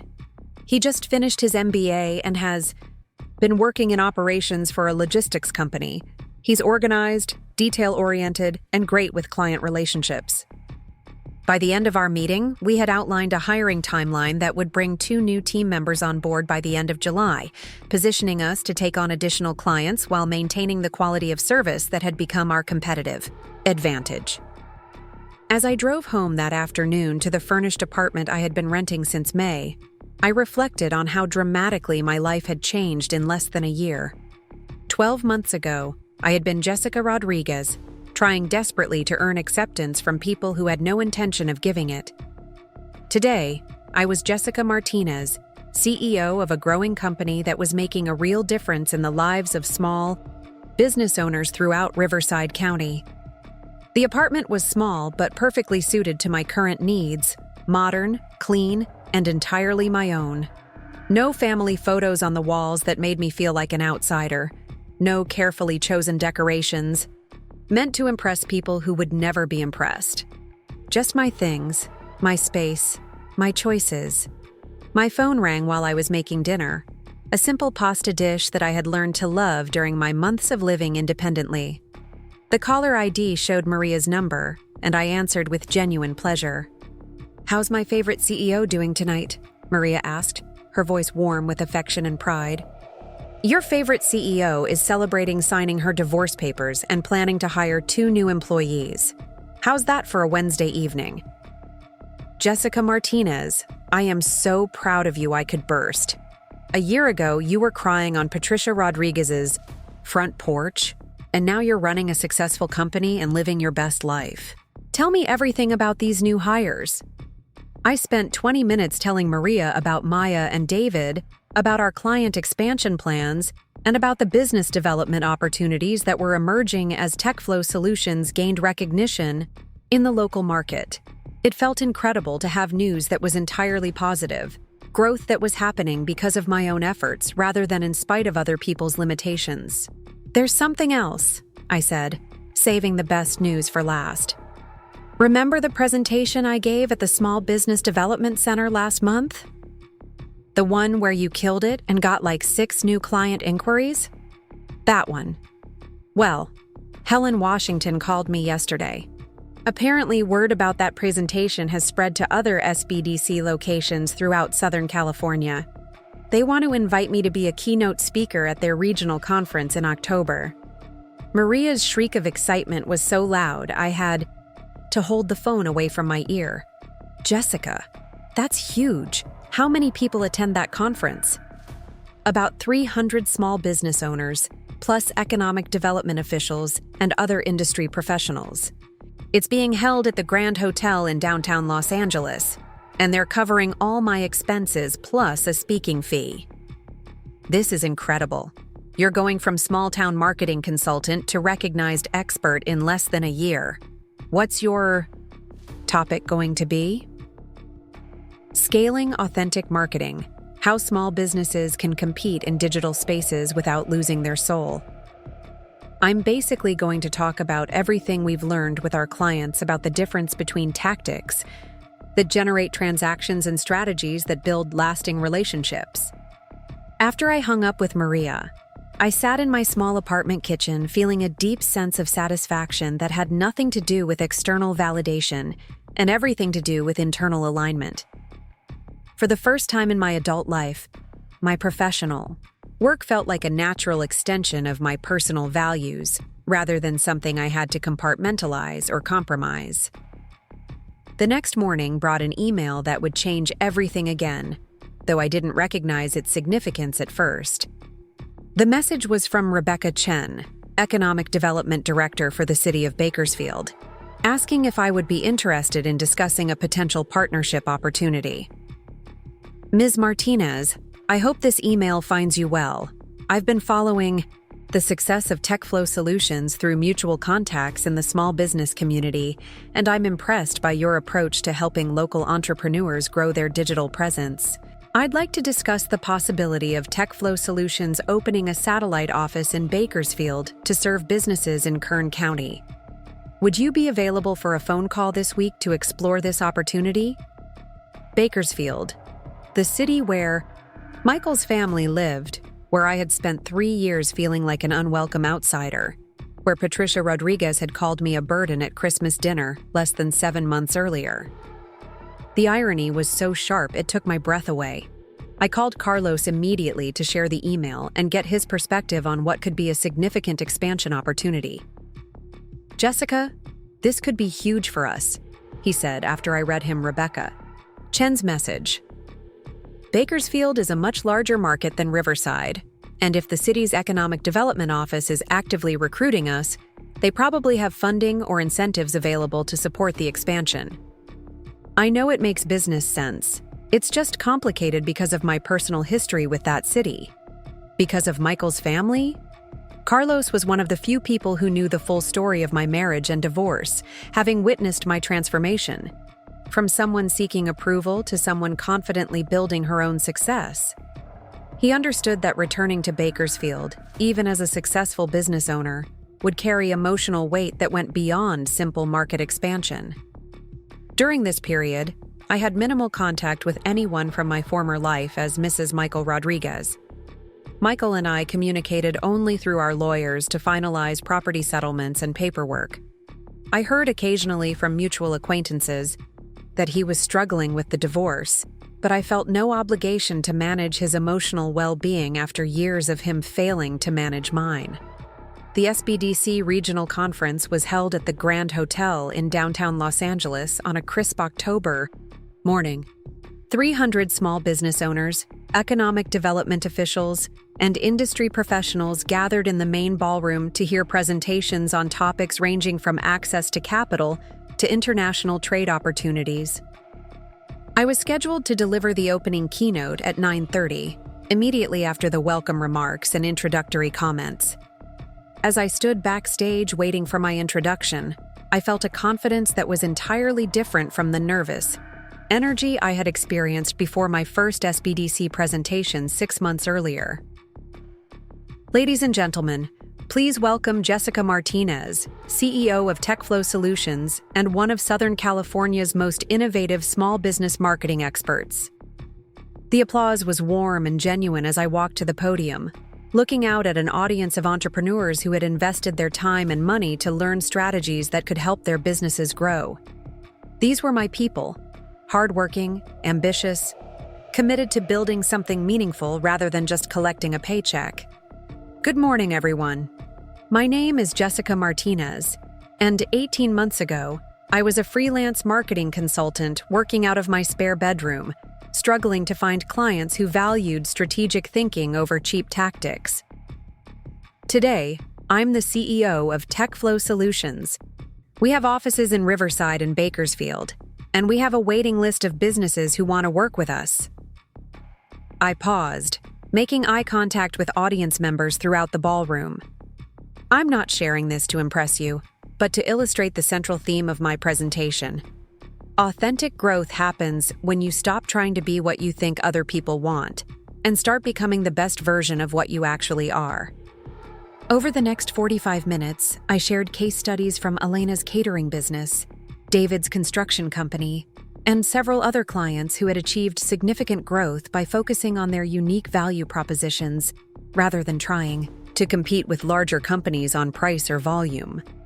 But the heart of the presentation was about mindset and courage rather than tactics and techniques. I talked about the importance of believing in your own worth, the power of building genuine relationships with clients, and the difference between marketing that serves your ego and marketing that serves your customers. The biggest obstacle most small business owners face, I said during the concluding segment, isn't competition from larger companies or limited marketing budgets. It's the voice in their head that says they're not good enough, smart enough, or experienced enough to deserve success. But here's what I've learned. The market doesn't care about your insecurities. During this period, I had minimal contact with anyone from my former life as Mrs. Michael Rodriguez. Michael and I communicated only through our lawyers to finalize property settlements and paperwork. I heard occasionally from mutual acquaintances that he was struggling with the divorce, but I felt no obligation to manage his emotional well-being after years of him failing to manage mine.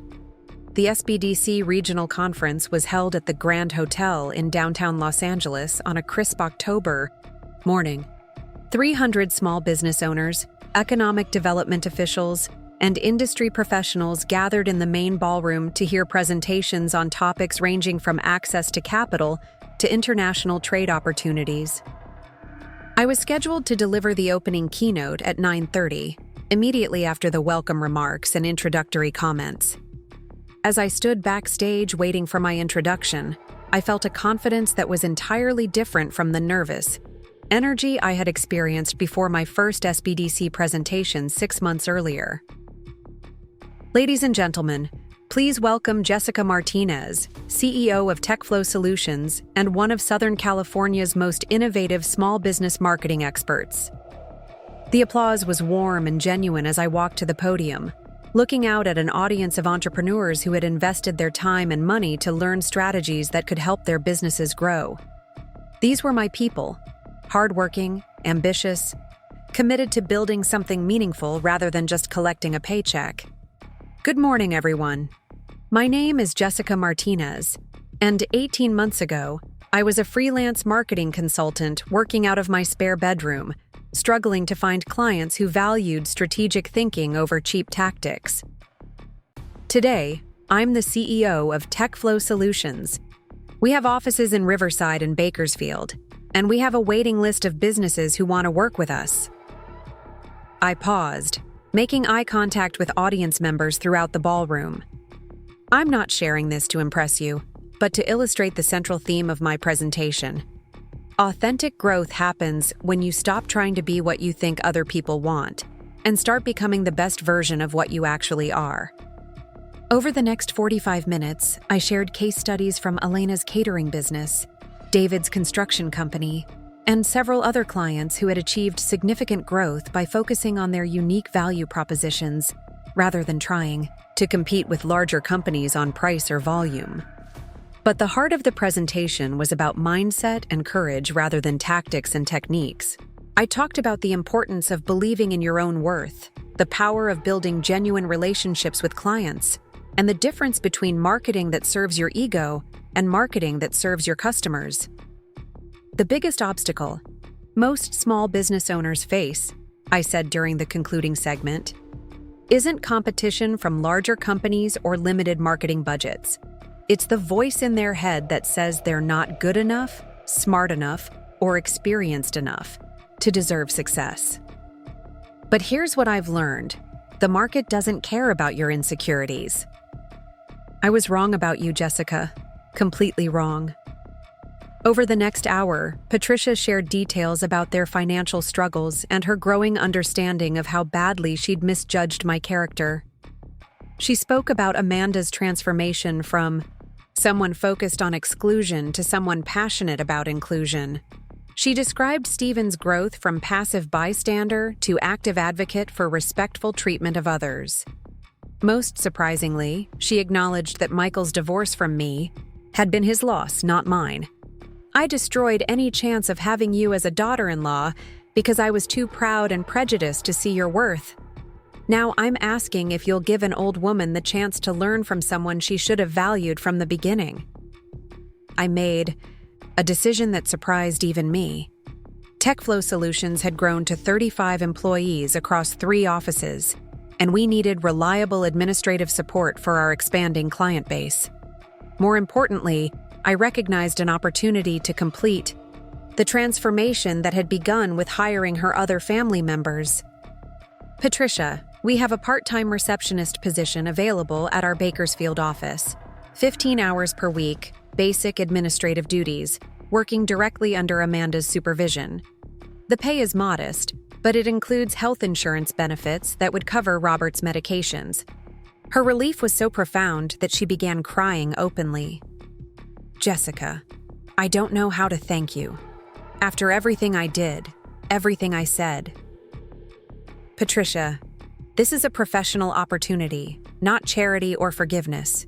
Your success will depend entirely on your ability to treat every client and colleague with the respect I never received from you. Can you do that? Yes, I swear to you I can. 6 months later, I stood before the California State Legislature's Small Business Committee, delivering testimony about TechFlow Solutions' role in rural economic development. Our company had become a case study in sustainable growth, having created over 60 jobs while maintaining our core values of authentic relationships and genuine value creation. But the real validation came from seeing Patricia Rodriguez answer phones at our Bakersfield office with warmth and professionalism that would have been unimaginable during my marriage to her son. The woman who had once dismissed my heritage now enthusiastically described our company's multicultural team to potential clients. The woman who had called me a burden now spoke proudly about working for a company founded by someone she described as the most capable leader I've ever known. Amanda had been promoted to Regional Marketing Director, overseeing social media strategies for all 3 offices. Stephen managed our largest client accounts with the kind of attention to detail that had made him invaluable to our operations. Michael had advanced to Senior Administrative Coordinator, finally learning what it meant to support others rather than simply avoiding conflict. The transformation wasn't just professional. The entire Rodriguez family had become advocates for inclusion and respect in ways that extended far beyond their employment with TechFlow Solutions. Amanda volunteered with immigrant business owners, helping them navigate digital marketing in their second language. Stephen mentored young professionals about the importance of speaking up for colleagues who were being treated unfairly. Even Patricia had joined a senior citizen advocacy group, using skills she'd learned about respectful communication to support elderly residents facing discrimination. The woman they had once excluded was now the catalyst for their personal growth and professional success. The burden they had dismissed had become the foundation for their family's economic stability and moral development. But perhaps the most satisfying moment came when Elena Vasquez, whose catering business had grown into a regional success story, approached me at a Chamber of Commerce event with unexpected news. "Jessica, I have something wonderful to tell you. The Rodriguez family has become some of my best customers. But more than that, they've become genuine advocates for other minority-owned businesses. Patricia actually referred 3 Latino families to my catering services, and she made sure to tell them how much she'd learned about appreciating different cultural traditions." The circle was complete. The woman who had called my family's food foreign and inappropriate was now actively promoting Latino businesses and learning to appreciate the very traditions she had once dismissed.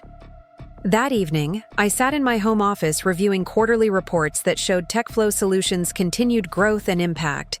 We now served over 100 clients, employed 62 people, and had become the go-to digital marketing firm for small businesses throughout Southern California.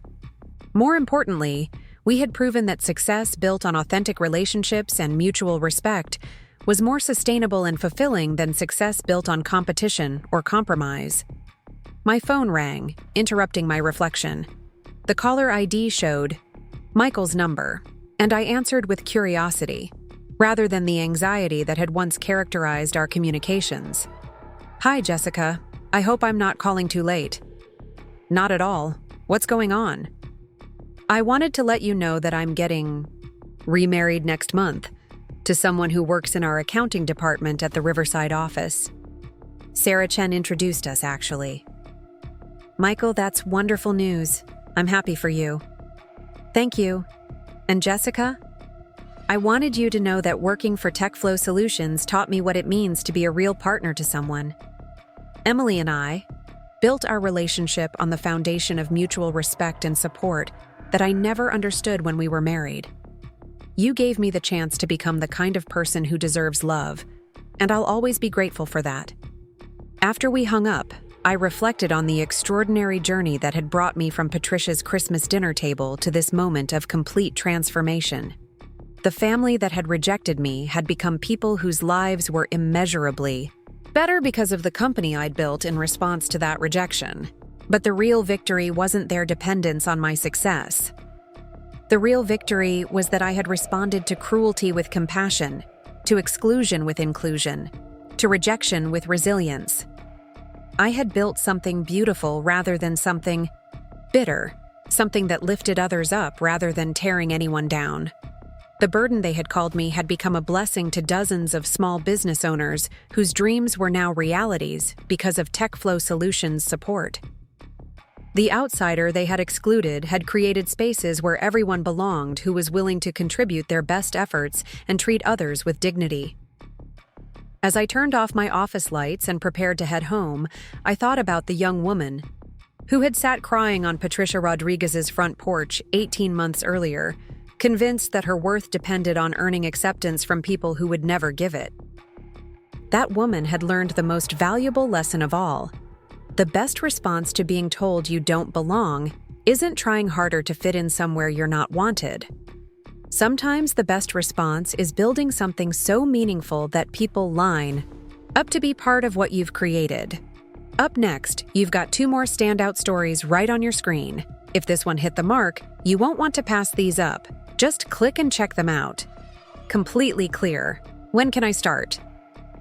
Carlos will call you tomorrow to schedule an interview. If he thinks you're a good fit for the position and the team, we can discuss next steps. After I hung up with Amanda, I called Carlos to give him advance notice about the potentially awkward hiring situation. Are you sure about this, Jessica, given everything that family put you through? I'm sure. Amanda needs to learn what respectful professional relationships actually look like, and we need someone who understands the local market. If she can't meet our standards, she won't last long anyway. And if she can, then maybe we've helped someone become a better person while growing our business. That's very generous of you. It's not generous. It's strategic. Amanda Rodriguez Thompson, working for TechFlow Solutions, sends a message to everyone in Bakersfield about what we've built and who we are. The woman they treated like a burden is now their employer. That's not revenge, Carlos. That's justice. Over the next 2 weeks, Amanda interviewed with Carlos, completed a skills assessment, and provided references from her previous employment. Despite my complicated feelings about hiring her, I had to admit that she was qualified for the position and seemed genuinely committed to proving herself as a valuable team member. More importantly, her hire solved a staffing need at our Bakersfield office while sending a clear message throughout Kern County about TechFlow Solutions' growth and influence. The woman who had been excluded from Rodriguez family gatherings was now providing employment opportunities to Rodriguez family members. But Amanda's phone call turned out to be just the beginning. 2 days after she started work at our Bakersfield office, I received another call that I absolutely had not been expecting. Jessica, this is Stephen Rodriguez, Michael's brother. Stephen, the youngest of the Rodriguez siblings, had always been the most passive during family gatherings. He rarely participated in the subtle put-downs and exclusions that characterized my interactions with his family, but he had never spoken up in my defense either. Hello, Stephen. What can I do for you? I heard that Amanda got a job with your company. That's really great, and I hope this doesn't sound inappropriate, but I was wondering if you might have any other positions available. 2 Rodriguez family members calling to ask for jobs at the company I had built after their family had made my life miserable. The situation was so surreal that I almost laughed. What kind of work are you looking for, Stephen? I have a background in operations and logistics. I've been managing the warehouse at an agricultural supply company for the past 5 years, but they're downsizing and my position is being eliminated next month. And you think TechFlow Solutions might be a good fit for your skills? I think I could learn whatever you needed me to learn. I know I wasn't always the most supportive family member when you were married to Michael, and I'm hoping you might give me a chance to show you who I really am. Stephen's approach was more direct and honest than Amanda's had been, acknowledging his failures without making excuses or blaming other people. I found myself curious about whether he could translate that self-awareness into professional growth. Stephen, We do have a project coordinator position available at our Riverside office. It would involve managing client communications, tracking project deadlines, and coordinating between our different team members. Does that sound like something you'd be interested in? Very interested. When could I interview? Let me talk to Sarah Chen, our Director of Operations, and see when she's available to meet with you. She'd be your direct supervisor if we decide to move forward. As I hung up with Stephen, I realized that something unprecedented was happening. The Rodriguez family, who had spent years treating me like I didn't belong in their world, were now asking to belong in mine. The power dynamic had completely reversed, and I was in the position of deciding whether they were worthy of the opportunities I could provide. It felt like the ultimate validation of every choice I had made since that awful Christmas dinner. I had stopped chasing their acceptance and started building something they wanted to be part of. I had stopped trying to earn their respect and started commanding it through my own success. But more than personal vindication, it felt like proof that the business philosophy we had built at TechFlow Solutions actually worked. When you focused on creating genuine value for others, when you treated people with respect and recognition, when you built something meaningful and sustainable, people wanted to be part of what you were building, even people who had never understood your worth before. The knock on my office door came at exactly 9 a.m, 3 days before Christmas. Patricia Rodriguez stood in the doorway holding an envelope, looking older and more fragile than I remembered. Her usual commanding presence had been replaced by something I'd never seen before: genuine humility. "Jessica, thank you for agreeing to see me." I gestured to the chair across from my desk, curious about what could have brought my former mother-in-law to TechFlow Solutions after 18 months of silence. The last time we'd spoken, she had hung up on me when I refused to pretend her Christmas dinner cruelty had been a misunderstanding. "What can I do for you, Patricia?" She placed the envelope on my desk with trembling hands. "This contains formal apologies from Robert and myself, along with our applications for any positions you might have available at your company. We're both willing to start at entry level and work our way up based on merit." The irony was breathtaking. The woman who had called me a burden was now asking for employment from the company I'd built after her family drove me away. But more than irony, I saw desperation in her eyes that spoke of genuine hardship rather than casual job hunting. "Patricia, what's happened? Why are you looking for work?" Robert's health insurance was canceled when he took early retirement. His heart condition requires expensive medication, and our savings are almost gone.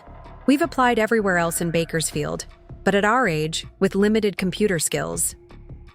Her voice trailed off, and I saw tears forming in her eyes.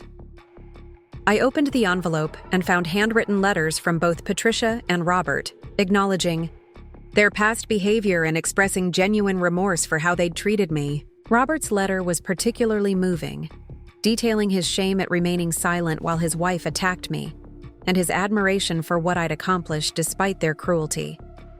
"Patricia, I appreciate these letters, and I can see they were difficult to write. But I need you to understand something about TechFlow Solutions. We don't just hire people who need jobs. We hire people who share our values of respect, inclusion, and lifting others up. Given our history, how can I trust that you understand what those values mean?" She looked directly at me for the first time since arriving. "Because watching Amanda, Stephen, and Michael work for you has taught me what real leadership looks like. They come home talking about how you treat employees, how you support clients, how you've created something meaningful rather than just profitable." Exactly. But maybe that's exactly why I should do it. Show myself and everyone else that I belong wherever I choose to build something meaningful. What does your gut tell you? I thought about his question while staring out the window of our office conference room at the bustling arts district that had become TechFlow Solutions' home base. My gut told me that this opportunity was bigger than my personal history with Bakersfield. My gut told me that turning down a growth opportunity because of people who had treated me badly would be giving them power over my future that they didn't deserve. My gut tells me to take the meeting and see what they're offering. The phone call with Rebecca Chen was scheduled for Friday afternoon, giving me 2 days to research Bakersfield's small business landscape and prepare intelligent questions about the proposed partnership. What I discovered was encouraging.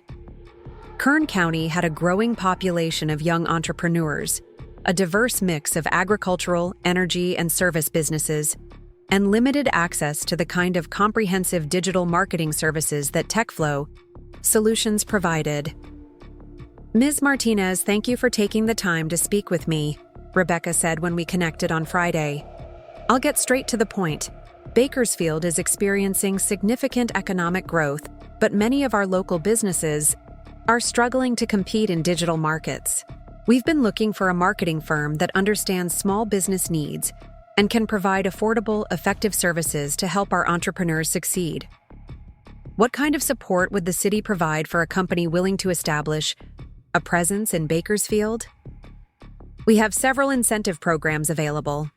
Reduced cost office space in our newly renovated downtown business district, tax incentives for companies that hire locally, and access to our small business development resources. More importantly, we'd actively refer businesses to your services and help facilitate introductions to potential clients. The conversation continued for 45 minutes, covering everything from market demographics to operational logistics. By the end of the call, Rebecca had extended a formal invitation for me to visit Bakersfield the following week, to tour potential office spaces and meet with local business leaders. There's one more thing, Ms. Martinez. I hope you don't mind me mentioning this, but I've heard wonderful things about your keynote presentation at the SBDC conference next month.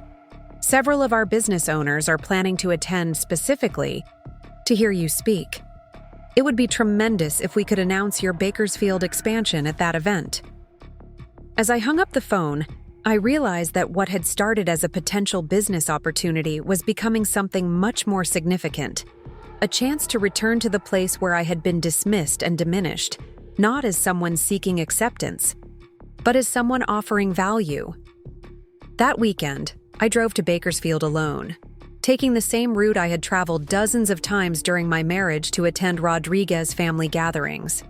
But this time, instead of anxiety about whether I would fit in or be welcomed, I felt curiosity about the business opportunities and growth potential that awaited. The downtown area had been transformed since my last visit. What I remembered as a collection of vacant storefronts and outdated buildings had been renovated into a vibrant business district with modern offices, trendy restaurants, and the kind of mixed-use development that attracted young professionals and entrepreneurs. Rebecca Chen met me at a coffee shop called The Daily Roast, a bright, welcoming space that was clearly popular with the local business community.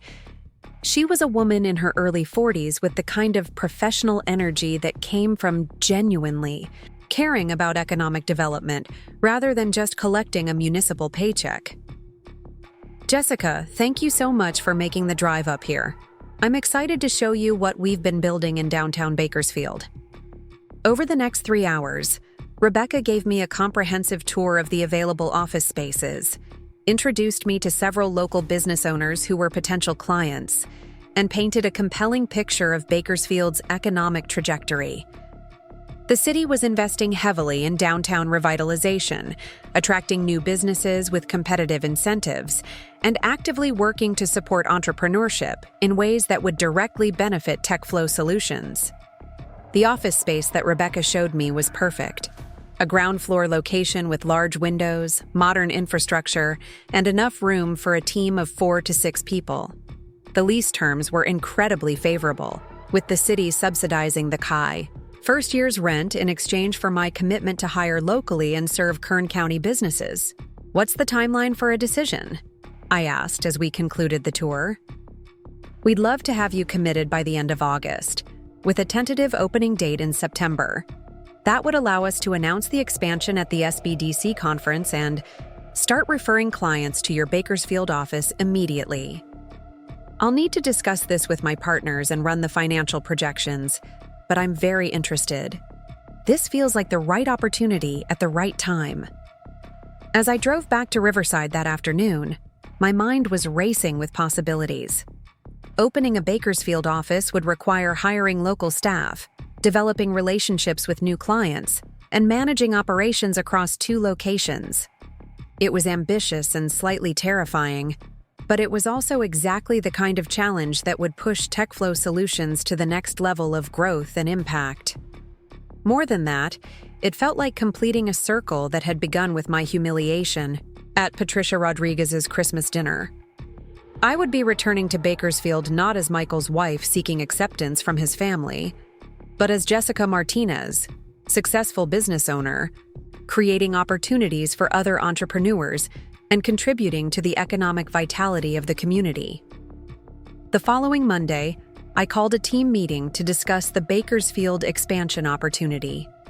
Carlos, Sarah, Maya, and David gathered in our conference room to review Rebecca Chen's proposal and consider the implications for our company's growth strategy.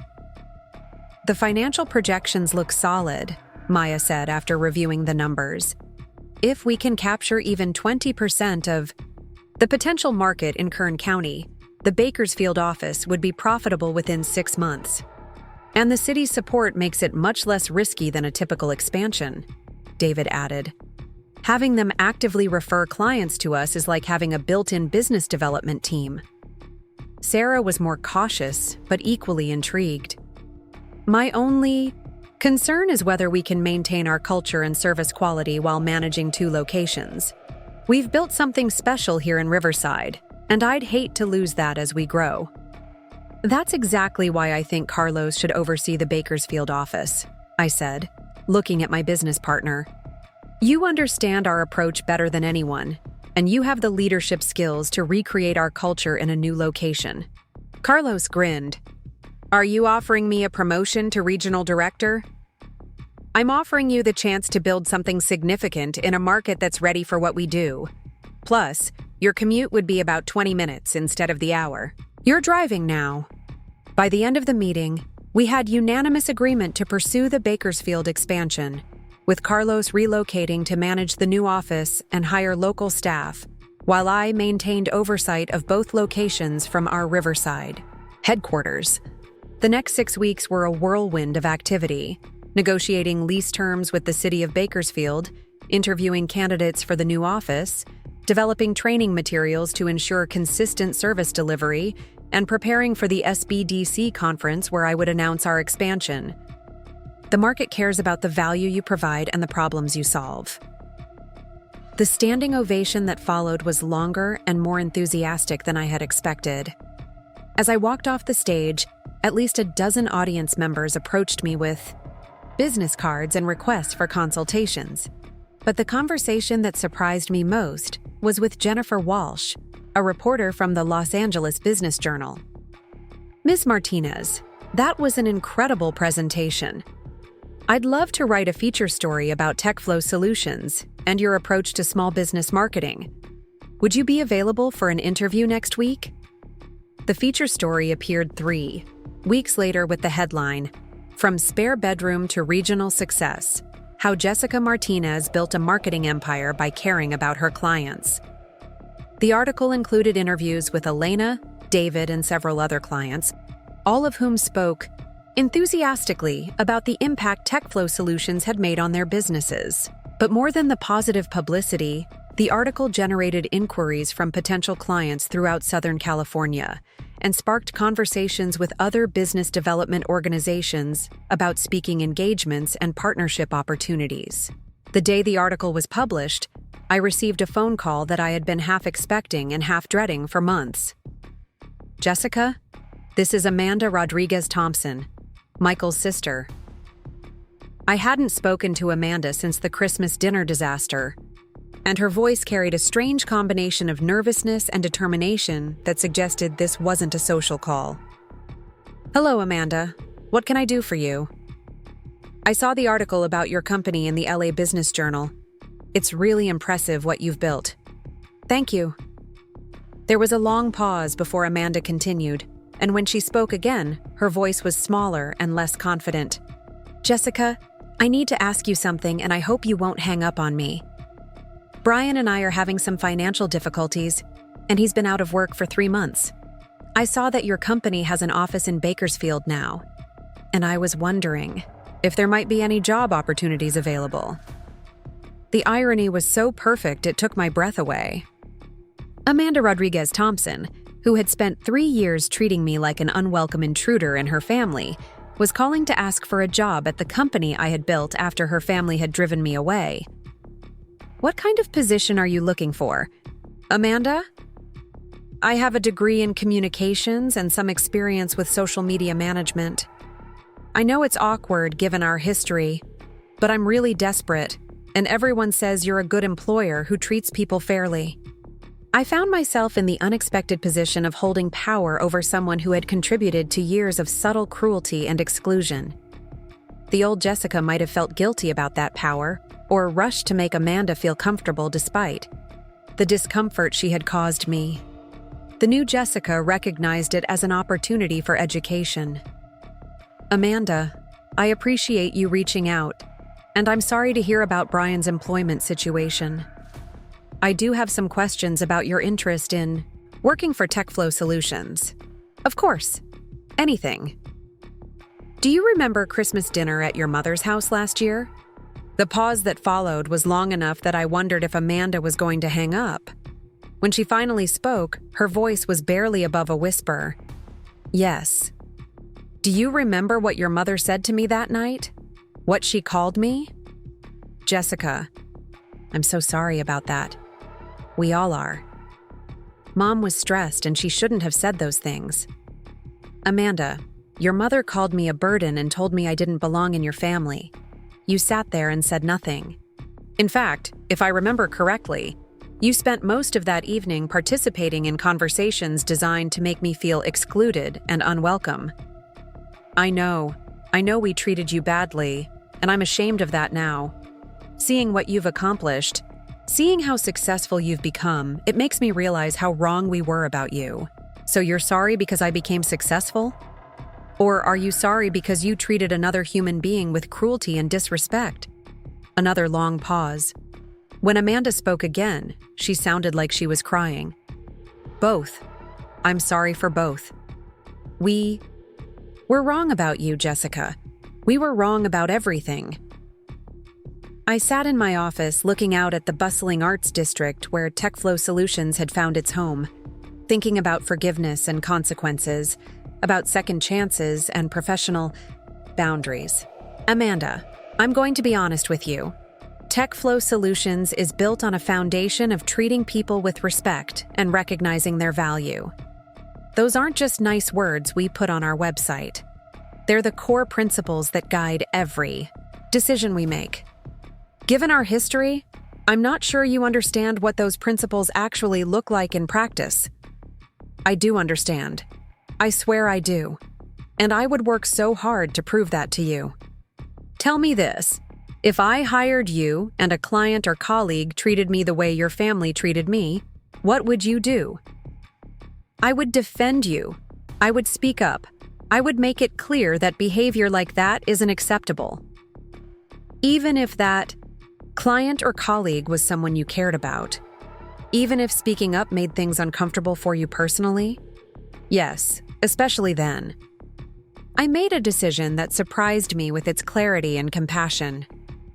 Amanda, I'm going to make you an offer, but it comes with conditions. We have an entry-level social media coordinator position available at our Bakersfield office. The pay is competitive, the benefits are good, and there's room for growth if you prove yourself. But if you take this job, you represent TechFlow Solutions and everything we stand for. That means treating every client, colleague, and community member with respect, regardless of their background or whether they fit your personal definition of acceptable. Jessica, I can't believe you're willing to give me this chance. Thank you so much. Don't thank me yet. This is a professional opportunity, not a family reconciliation. You'll be working for Carlos Mendez, our regional director, and your employment will be based entirely on your performance and contribution to our team. Are we clear about that?